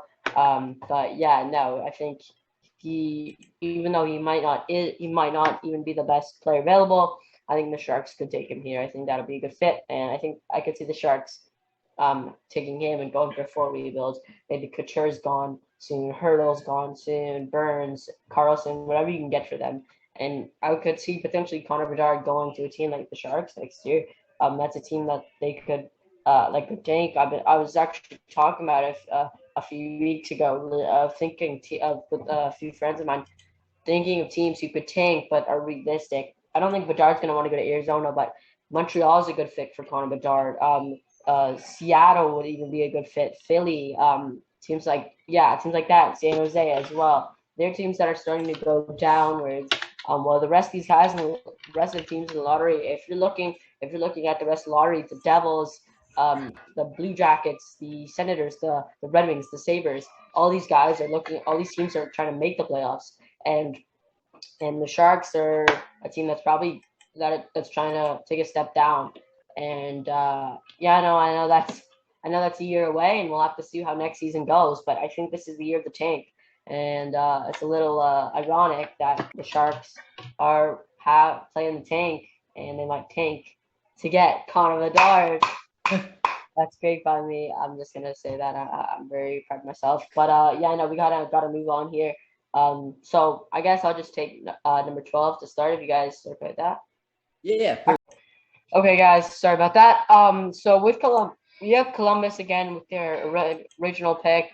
And you, Jared, had Yuri Czech going to them, and then I guess we'll see how things go for your next pick. But I have a defenseman, so yeah, they're improving on their D-core a little bit. I'm taking them.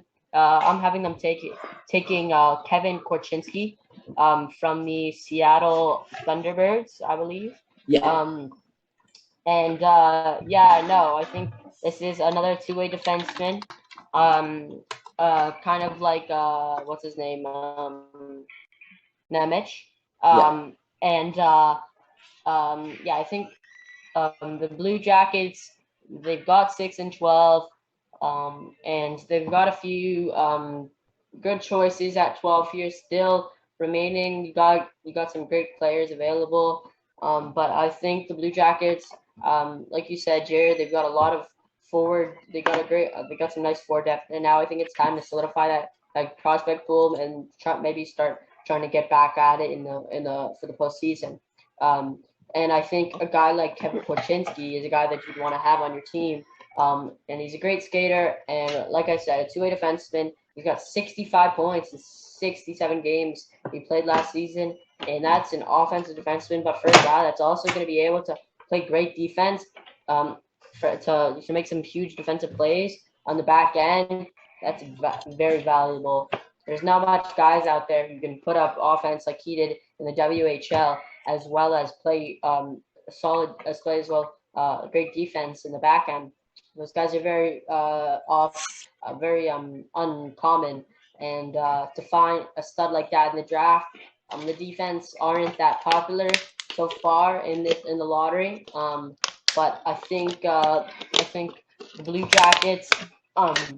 I don't think he's close to really Yuri Chekher's Nemec. I think they're kind of on a different platform, but he's the third best defenseman in my book. Max had what's his name, Mintyukov, right? Yeah. Mintyukov. So I guess Max had his reasoning for that, but I think the Blue Jackets, after taking it forward, they're gonna help grab a D-man, and that'll solidify the Ross a little bit more. And yeah, I really like that fit for the Blue Jackets. Yeah, definitely. I think the reasoning for that, them taking Korchinski with that pick, it relies on, with their first pick, the 6th overall pick, being a forward. So for me, I have it the opposite, where I had them taking Jiricek, I'd say the best defenseman available after Nemec, with the 6th overall pick. I had them taking a defenseman there, so for that reason, at 12th overall, I have them taking a forward. But if you believe that they're going to take a forward with their first 6th overall pick, then it definitely does make sense to have a defenseman being taken at the 12th overall position. The one thing I'll say about that is, because there's I'd say it's such a difference between the top 2 defensemen in this draft and the rest of the defensemen under them, I still stand by my opinion that it makes more sense for them to take a phenomenal defenseman at 1st overall. Sorry, at 6th overall, but with their 1st overall draft pick. And then that would make it so they could take one of the many forwards available in this draft class. To me, I think that makes more sense, just because this is a very offense-heavy draft, so why not take one of the very few very good defensemen, take him early, and then with that, you have the rest of the forwards to take your pick of. For me, that's what I think they're going to end up doing, and for that reason, at 12th overall, I have them taking right winger / centerman Philip Mazar. He's just one of the most creative forwards in this entire draft. He has phenomenal hands. And yes, Columbus is a very offense-heavy prospect pool, but as based on my predictions, with them taking David Jiricek with their first pick, I think it does make sense for them to add another forward into their prospect pool with their second pick, also in the 1st round. Mizar, of course, he's a phenomenal playmaker. Again, he has some of the best hands in the entire draft. And even when his points aren't amazing, because he's one of those players that was playing in the Tipos Extraliga, a European hockey league. So when he's a kid playing in a men's league, he's not going to have the best points. But he wowed scouts at literally every turn with just his hands, his amazing skill. Call him your Zegers equivalent, where he was just absolutely dangling, putting on a show every time he's on the ice. And this is a guy that the Columbus Blue Jackets would absolutely love to add into their prospect pool. He's just phenomenal. He's a phenomenal player, and considering they went very defense-heavy with defensive defenseman David Jiricek, why not have some fun taking absolute offensive, creative snipe show dynamo forward with Philip Mazar? And I just think that's what they're going to end up doing. And yes, it doesn't work with your guys' predictions because you didn't have them taking the defenseman with the first pick. But for me, because I had Jiricek being taken initially, I definitely think Mazar would be a great pick for them with the 12th overall pick. Mm-hmm. All right. I'll go. Your pick for Columbus. Yeah. So I'm going the same route as Young did with but what you guys both said, like forward goes first and defense goes second, or vice versa. And I picked Joachim Kamal at 6. So with number 12, I have the same pick as Dylan, going Kevin Korchinski. He's a good player. Put up 65 points in 6-7 games. More of a playmaker because he only had 4 goals. But obviously, defense get less goals. But you can see he's more of a playmaker with not having as many goals. But still a really good player. He's 6'2", so tall, and he's not really that like a big body type player. Like he's only 185 pounds, 6'2". So I think he could be a good help for the Blue Jackets. Seeing that they have obviously Werenski beating players like that, but they don't have much else defense wise. So I think Korchinski could help step up maybe in a few years and be good for the decor. Yeah, and if they don't take Jiricek with their first pick, I think Kevin Korchinski would be an absolutely phenomenal pick for them. So definitely no disagreements there. I think that would definitely make sense for them to take him. All right, I'll go. I actually have Korchinski going soon, but I'm not going to spoil it yet. All right, I'll go 13. I'll go first for 13, I guess. Yep. So with the Islanders, I picked Philip Masar. I'm not sure if that's how you pronounce it, because I only learned about him a bit ago. He's a good player, like you said. He's a really good dangler. Obviously, the Isles already have Barzal, but I think Korchinski being on that first line with Barzal and maybe Beauvillier or Bailey or Lee or something like that could be a really nasty line. Help them step up a little bit. Obviously, past 2 years they made the conference finals, but this year not looking that good. With obviously saying they're in the draft lottery, but I still think next year they could take a step up, maybe take Washington out of the playoffs once and for all, and see the Isles be back in the playoff series. And I think that's gonna be really good. And I think if Masar can step in maybe for the last 2 games, see what he does, or maybe halfway through, see if he can help the Isles push through to the playoffs again. And yeah, that's all I really have to say about him. Also put up Definitely. 16 points in 37 games. So not amazing, but he's still a really good player. Again, but the fact that his totals weren't amazing isn't exactly the end of the world, because a lot of the young players playing in European leagues, they aren't able to put up the most spectacular point totals, just because, again, they're 18-year-old kids playing against 30-year-olds. Like, he's playing in a men's league, so it definitely makes sense that his totals weren't the best. But definitely, yeah, I think that pick does make sense. He's a very creative guy. The one thing I would say is if the Islanders do decide to go for a forward here, I'd sooner think they'd go for a goal scorer. I think, and there is a goal scorer available soon in this range. I'd sooner see the Islanders going for a goal scoring guy, just because that's probably their one weakness is scoring goals. They have a lot of creative guys. They have guys like Matt Barzal, the small, shifty, creative guys. But they really need a guy who can put the puck in the back of the net. So that is, if they decide to go the forward route, I'd a lot sooner have them going for a pure sniper, which there is guys like that available.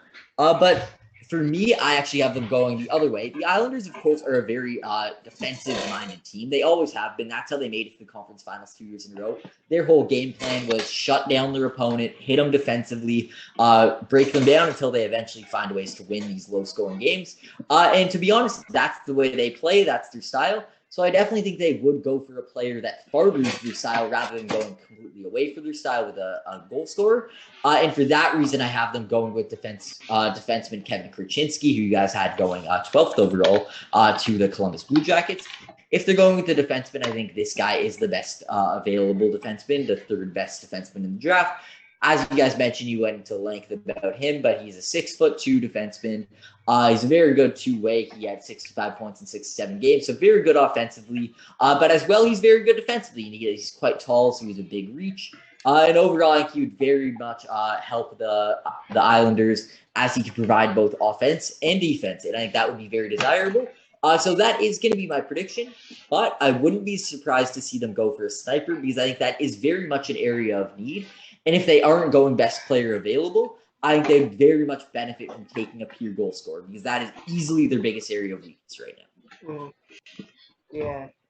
So now for the Islanders pick, once again, like you said, Jared, they could go with their route of taking who they usually take to help out their core to continue it going. I know and Dobson had a great year, but I think overall in general, I don't think anyone really expected the Islanders to be in the spot. In fact, I had them being the number one Metro team. I think we all expected them to take the next step in the regular season instead of the playoffs. But we were wrong, and the Islanders, for the first time in a while, they have their opportunity to take a good player, and I have them taking the guy that both of you guys tried selected, Brad Lambert. He is more of a playmaker, so maybe the Islanders would want to put him with more of their snipers. And he might need a guy like Lambert might need a little bit of help to elevate his game. But you guys talked about him, and he's a great skater. Another one of those great playmakers. But we'll have to see if he gets his guys on the wing and we kind of talk about that with other people too. If these guys need players on their sides to help them help them get better. You can't just do it yourself. And maybe a sniper can, like Matthews, for example, he can really play. He's dynamic. He can play with anyone. Obviously, having Mitch Marner and Michael Bunting on his side is going to help him convert to get some goals. But I think when you're a sniper, you don't need as much help. But a guy like Brad Lambert, you put him. I mean, if you got for Max, you had him with on the Sharks. You could put him with you can put him with what's his name, Timo Meyer. Yeah, Hurdle, Meyer. Hurdle or Meyer. And Jared, you had him going to Detroit. You can put him with Raymond or Larkin. So we'll have to see. I think that's the best player available, and the Islanders will have to figure out a nice fit. But I think their forward group is getting a little bit older, and although they might want to go with a pattern that they've been taking, or maybe take a different guy, I think, a sniper type of a player. I think they'd go with the best player available here, and maybe help out their other guys and get some good fits, because the Islanders have a great team, but they have some great fits, and we saw that last year. Dobson and Pelech, for example, and guys like Barzal and who was on Barzal's right wing last year. I forget. They had a great year together. Brock Nelson? I think I want to say it's Wahlstrom. I don't know if he used purely with Barzal the entire year, but he did have a little stints. I think it was Paul Mary. That would make sense. But yeah, no, the Islanders. I think over the reason they've had some success is they don't have the best team, and they've had guys that have been able to complement each other and transition them into cup contenders like they've been the last few years. So getting a guy like Lambert, if you get a good fit with him, the Islanders can really turn into a superstar, back into the spot they've always been. It's a matter of time.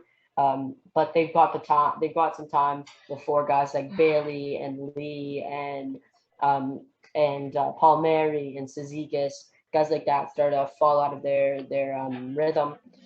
So I think they've got a little time, but getting a guy like Lambert to step in, can be your second line center even.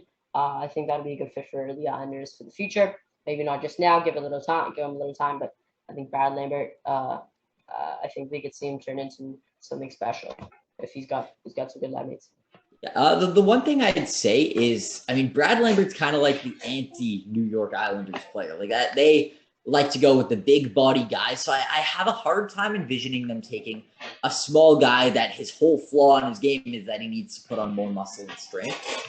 So it is a little bit of a questionable pick. And the one thing, again, I'd say, as I was mentioning with Max, is if they're taking a forward, I feel like they'd sooner go with a sniper because they already have their playmakers. They have the guys that can pass the puck, and they need a guy who can finish. So that would be my prediction if they're going with a forward. I'd a lot sooner see them go with a guy like Jonathan Lecker-Mackey, like a pure sniper. I think that would just make more sense in my mind. I feel like, again, if they take a guy like Brad Lambert, who's a very good playmaker, well, who's he passing the puck to? Because there isn't a lot of scoring ability on that team. That's been one of their few problems for the last few years. Even when they were making the conference finals, they always had trouble doing these high-scoring games. They were always winning those 1-0 or 2-1 games. So I definitely would see them, if they're deciding to go the forward route, going with a forward. But again, we never know what will happen. Even if Brad Lambert does fall to 13th overall to the Islanders pick, maybe they do decide to go best player available, because he probably would be the best player available at that position. But I could probably see him being taken before that. And even then, maybe they decide to go for a scorer as opposed to a playmaker. But I guess we'll have to wait and see. We never really know. With that said, though, I think we should probably move on to the 14th overall pick. Yep, sure. Mm-hmm. Okay. Should I start her off? Yeah, Sure. go ahead. Okay, so this is another team that had a very underwhelming year, and for that reason, they are now drafting within the lottery. They're drafting the 14th overall. That's the Winnipeg Jets, and it's a very interesting pick, I'd say, because they have a lot of clear flaws in their game. Mainly, I'd say they aren't a very strong defensive team, and that might be an area they work to improve on at the draft. But as well, there's also the very real possibility that they decide to just go purely best player available, and honestly, that's what I see them doing. They do have some defensive prospects available to them, but I don't think there's any defensive prospects that are good enough to deter them from taking the pure sniper I mentioned in my Islanders talk, Jonathan Lecker-Mackey. Again, one of the best goal scorers in this entire draft. He can score in so many different ways. He's one of those Patrick Laine-esque players that isn't the strongest defensively. However, they could score off the one-timer. They could absolutely snipe it. They could dangle and then find the open guy and snipe it. They could just do anything and hit corners, do anything, and I think that'll be very desirable for a team that's gotten rid of a guy like Patrick Laine. And in replacing a guy like that, they would very much, I imagine, like to select Swedish sniper Jonathan Lecker-Mackey. This season playing, obviously, in the SHL, so another men's league in the Swedish men's league. He put up 20 goals, 15 assists, and 35 points in 26 games. So usually you see these guys that are in men's leagues that are struggling to put up the points. This guy was over a point per game, so he's absolutely spectacular. Absolutely spectacular in terms of his offensive ability. Again, not a flawless player. He has some areas to work on in terms of polishing out the kinks in his game defensively. He maybe needs to put on some extra muscle and do things along these lines, but the Winnipeg Jets are a team that, not that they're necessarily in need of goal scoring. They have obviously guys like Kyle Connor, but in general, I don't think they would hesitate to add another scorer into the lineup to replace a guy like Patrick Laine, who was traded out of town. So for that reason, if he's available to them at 14th overall, despite the fact that their biggest need is their improvements of their defensive core, I still think they would end up taking Jonathan Lecker-Mackey with this pick, and that is my prediction. Yeah, not bad. I was going to say, while Dylan, I'm not really sure where he went, but regardless, Max, why don't you get to your pick with the Winnipeg Jets prediction? Yeah. All right. So, looking at the Jets, I think with a lot of teams, they're just gonna go best player. And looking with the Jets, I think they're gonna go Connor Geeky. He's a very tall player, 6'4", big body, 205 pounds or 93 kilos. Whatever you want to say. He put up amazing points, 70 points in 63 games. So he's a really good player. Obviously, brother of Morgan Geeky. And yeah, I think the Jets could really use some help with him. Obviously, Wheeler getting older, Shifley getting older. Both players not looking like they're gonna be. Both players could be out of the not be in a Jets uniform sometime in the next few years. Wheeler's 35. Shifley's 29, so he's not as old, but he's still getting older. I have a feeling that the Jets are looking to get younger. They do have Perfetti up and coming, which will be outstanding for them, in my opinion. But I think based off skill wise and also just a really good player. Well, yeah, same thing, but like just based off both of those, and the Jets being an older type team looking for better players, I think Connor Geeky is the way to go. Yeah, I think that would definitely make sense for them. Obviously, getting a big body guy, which they don't really, they have big body defenseman, but I don't really think they have a big body forward. So definitely, if he's available to that position, I personally think he'll get taken sooner than the Jets pick. But listen, if he's available at 14th overall, you could definitely make an argument that he would be the best player available. And yeah, I wouldn't exactly doubt them to take Connor Geeky with that pick if he's still available. So yeah, I think that's a good prediction. Again, not my prediction, but we'll see what happens. Yeah. Mm-hmm. And with Winnipeg's pick, I'll speed it up a little bit, just over here. I have Lecky Army as well, or Lecker-Mackey. Or Lecker-Mackey. Whatever, Mackey. Probably Wacky. Butchering the pronunciation, but that's how I let's find it out at least. I'll find out how you pronounce it. Sorry, Wacky Mac. I'll go to it's not important. Obviously, it's important, but I think it's I'll okay. call him Wacky Mac from now on. So, I have the Jets taking Wacky Mac as. What? Okay, I have the Jets taking. What? I'll go. The way I've been saying it is Lecker-Mackey. I'm not exactly sure, but it doesn't show on Elite Prospects. It doesn't show on Elite Prospects how to pronounce it, so whatever. That's fine. Okay, so I have Wacky Mac going to the Jets as well. I think the Jets would like to take a D-man. However, they might need some help going through their prospect pool. They had a guy like Vesalainen who never really panned out, and Perfetti, they got in the NHL already, but they kind of need some help on the wing. Wheeler's getting a lot older. Who else? I'll check the roster right now. Blake Wheeler's getting older. Even Shifley, like you said, Lowry, guys like that. They've got some nice center. They got a nice center group for the future, and they've got some nice left wings. But they need a little bit more help. And I think although a D-man might be a good call for Winnipeg, I just don't think you skip up on Lecker Mackey or Wacky Mackey. His stats are too good, like you said, to play as playing in the men's league and being at the World Juniors. He put at the World Juniors U18 put 15 points in 6 games. Just goes to show he can play with other players at the NHL level that he might be playing against next year from the strap class. But yeah, no, it shows that he can play against really everyone and contribute contribute to the score sheet every game. I think that really just goes to show that this guy is a stud and a gem at late in the draft. It's a very strong draft class. So in years past, this guy, he would be maybe placed at number 8 or number 7. But teams like Winnipeg, New York, Vancouver, Buffalo, they're going to be lucky to see a guy like Lecker Mackey or Wacky Mackey still on the board here. And yeah, no, although I think maybe a defense, like I said, I think defense might be a good call for the Jets. You pick up Wacky Mackey and he can really get on the jump immediately. I mean, I'm not sure about Winnipeg's free agency, but it's looking to me that half their guys are free agents. They got some RFAs, but they're going to lose some players this offseason for sure.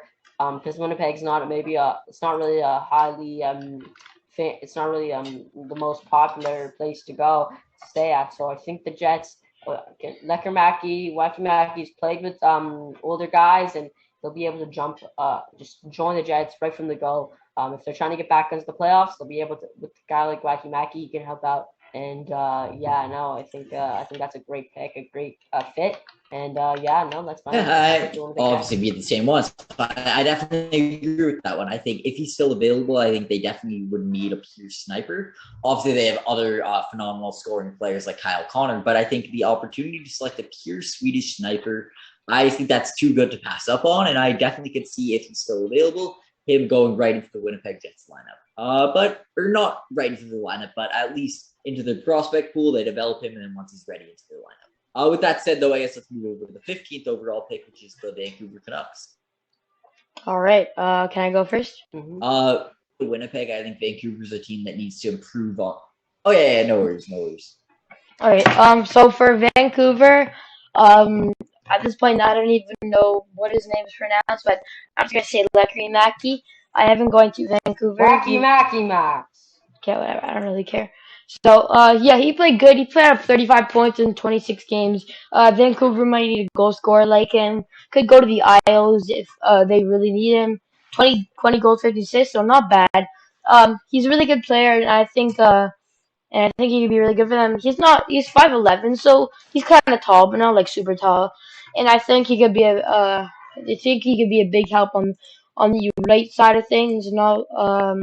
The Canucks don't really have much help on that right wing side. Like, they have Connor Garland and Brock Besser, which are both very good players, don't get me wrong.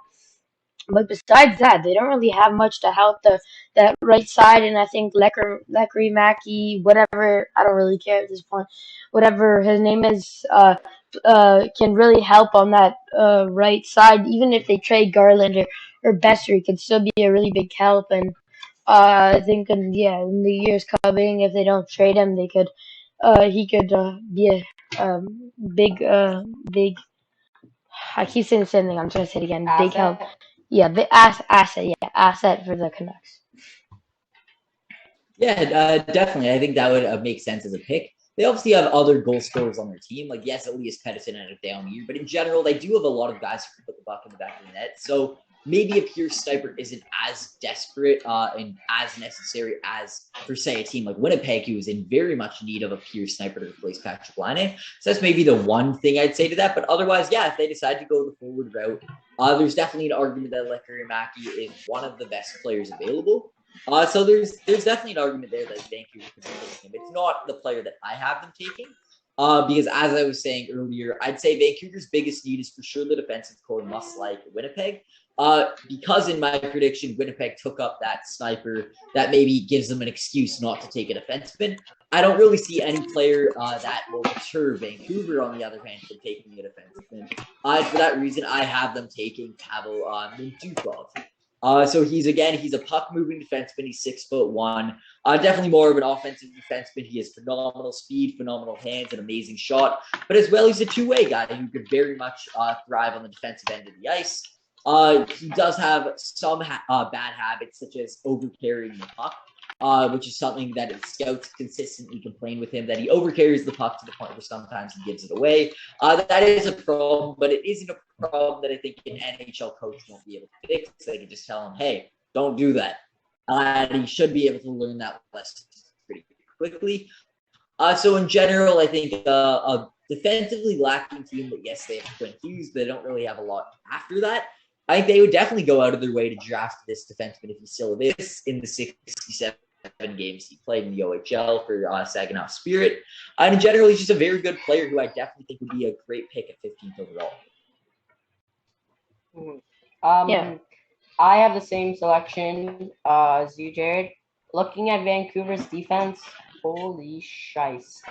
That is pretty bad. Like, you got Quinn Hughes, you got Travis Dermott. but you can't.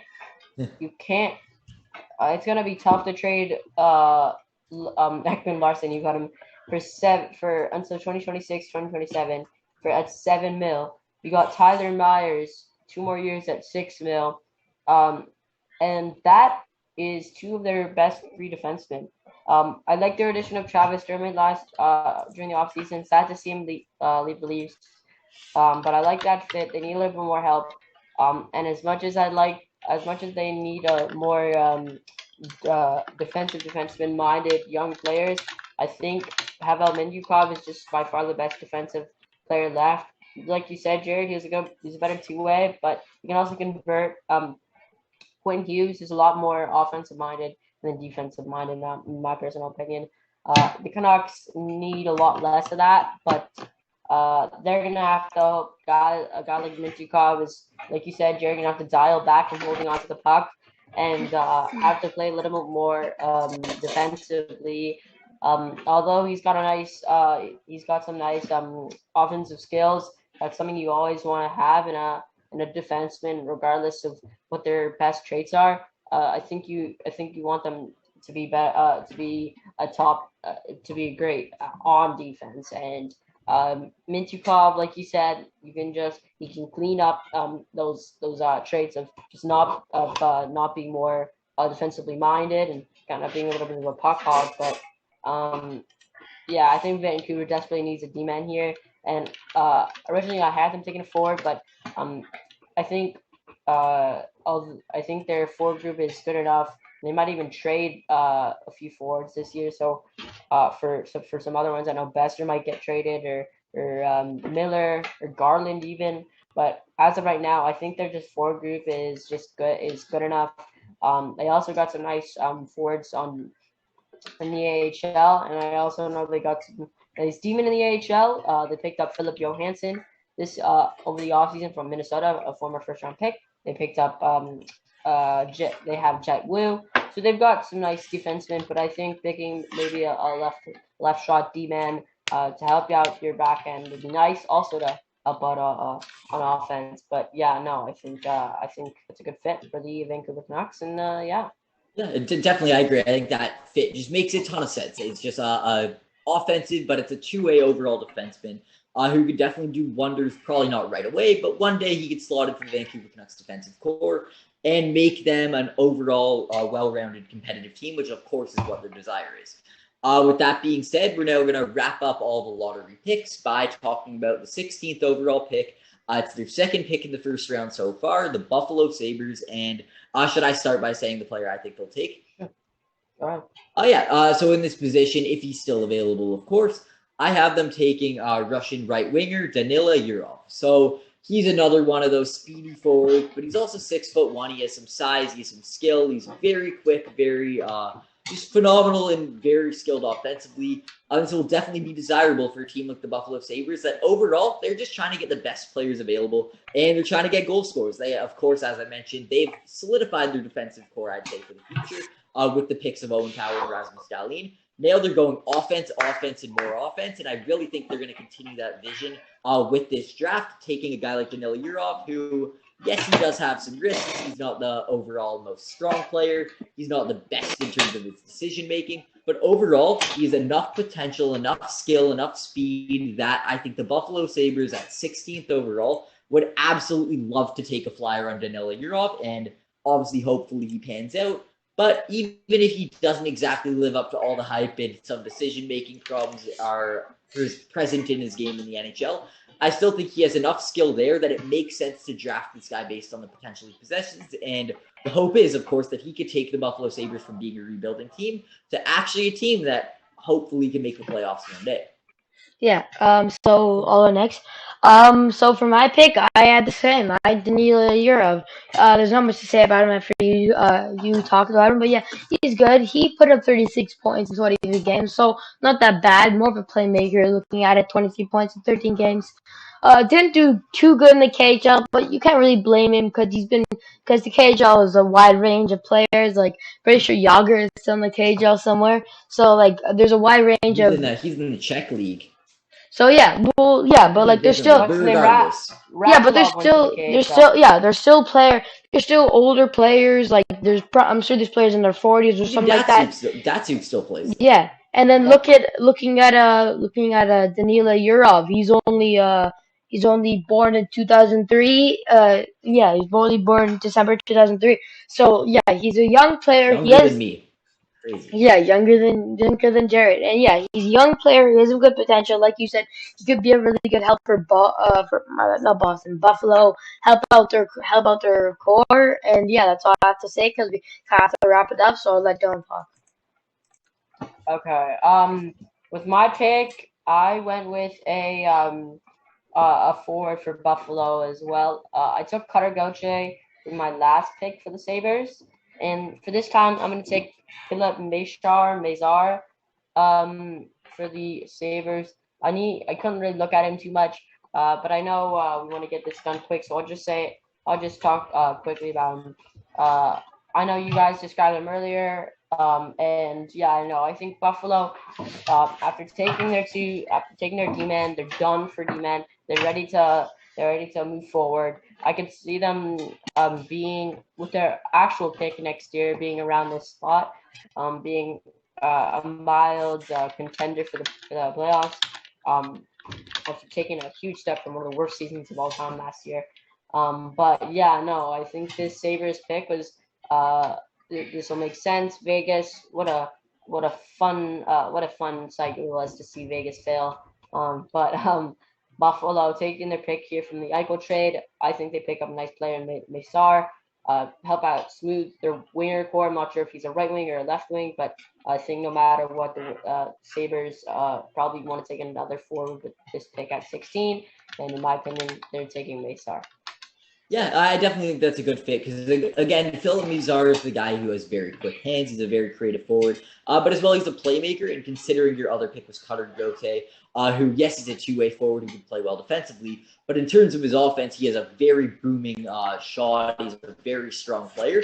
So, like, having a guy like Philip Mazar to feed him passes, I think would be very good for improving their goal-scoring ability and overall making them a competitive team. So, with that said, that wraps up the lottery picks. I mean, that would be a very good pick for the Buffalo Sabres, regardless of whether they take Mazar or Danila Yurov. Regardless, I think they're going to have lots of good players available to them at this position. And it's going to be a very interesting draft. Obviously, it's going to be tough to watch because I'm at camp, but very excited to see what happens. Now, very briefly, I guess we'll go over it with the 25th overall pick is the Toronto Maple Leafs selection. We're all Leafs fans. I'm wearing my Leafs hat over here. I have my Leafs poster there. And regardless, let's quickly go over, without giving too much detail, the players who we think the Leafs will take at 25th overall based on who's going to be available. For me, I have them taking U.S. National Development Program player Rutger McGrody. He's a player who's really fallen down draft rankings as of recently because years ago, he was another guy who's projected to be maybe even a top 10 or a top 15 pick. But for whatever reason, he's kind of fallen down the draft rankings, unfortunately. But still, he's putting up amazing numbers. He put up this year 35 goals, 34 assists for a total of 69 nice points in the U.S. National Development Team program. He's put up very good points. He's an overall power forward. He's a centerman, two-way forward. And overall, this should make him a very good, desirable prospect for the Toronto Maple Leafs. His one flaw happens to be his skating. That's why he's probably falling in the rankings. But regardless, if he's available here, I would definitely be in favor of the Leafs taking this player. All right, I'll go next. I'll go quick. Looking at the draft prospects, like I searched up like draft prospects ranking. I kind of went off of that a little bit, changed up a little bit, and yeah. I'm going with Philip Bystad. He's like 16th with European skaters, and I think he's going to be available. And I think Kyle Dubas, the smart general manager he is, I think he's gonna take a pick on him. Look at Ty Voigt, Matthew Nyes, and yeah, I think Philip Bystad is the player the Leafs are going to pick. Okay, I'll be also really quick. The Leafs have a lot of forwards and defensemen in their system, and I think I'm gonna take a goalie with this pick. Interesting. The Leafs need to take.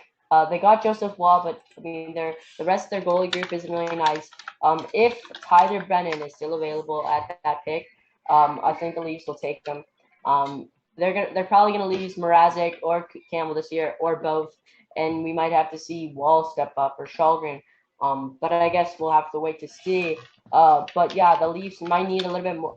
They got some great forwards in the AHL, great D-men, with guys like what's his name in the AHL, the right-handed defenseman on D. Right-handed defenseman on D. The Leafs, he's in I'm Sweden, blanking on the name, but I know generally who Naimala. Oh, well, he isn't in the AHL. He's playing in Finland. But yeah, no, the Leafs have some great prospects. I think they're gonna take a goalie with this pick, and yeah. Oh, technical difficulty, guys. All right, guys. Thanks for watching the video. I think we all had a lot of fun making this. Quite a long one compared to last time because we weren't that happy after that. After the Leafs lost, we're not gonna talk about that. But yeah, it was a lot of fun to make this. I don't know if you guys want to say anything. Yeah, again, as always, thanks for having me on. I can't wait to look back after the draft to see where I was right, where I was wrong. And in general, it's a lot of fun always to come onto the podcast, cover the draft. It's a yearly tradition at this point, as we mentioned in the intro, and can't wait to come back in 2023 to do it all over again because 2023 is going to be a draft to look out for. Of course, there's going to be Matvei Michkov, there's going to be Connor Bedard, a lot of prospects that are expected to take the NHL by storm, and we'll be here year after year covering this draft because there are going to be a lot of good drafts to come. But this one's going to be a fun one too, and there's a lot to look forward to, especially if you're a Montreal Canadiens fan. Shane Wright is going to be a great prospect, pretty much a guarantee to go. But after that, it's going to be interesting because I guess after pick number 2, it really opens up, and I'm very curious to see where certain players are going to go, who's going to fall, who's going to rise up. I can't wait to find out, and it's going to be awesome. Yep. All right. Dylan, do you want to say anything, or I'll just finish it? Yeah, no, I it's been a fun one. Like Jared said, we'll be back next year, and maybe we'll be back later this year. It's been a fun one. This is our 4th consecutive episode. 2 hours worth of fun hockey to talk about. This has been a great one. Max, thanks for having me on. And I'll see you in a few minutes because you are just on the home. Yes, sir. All right. Yeah. Peace. So yeah, thanks for watching. We'll be back sometime after camp, I guess. All right. Peace. All right. Perfect. See ya. Peace.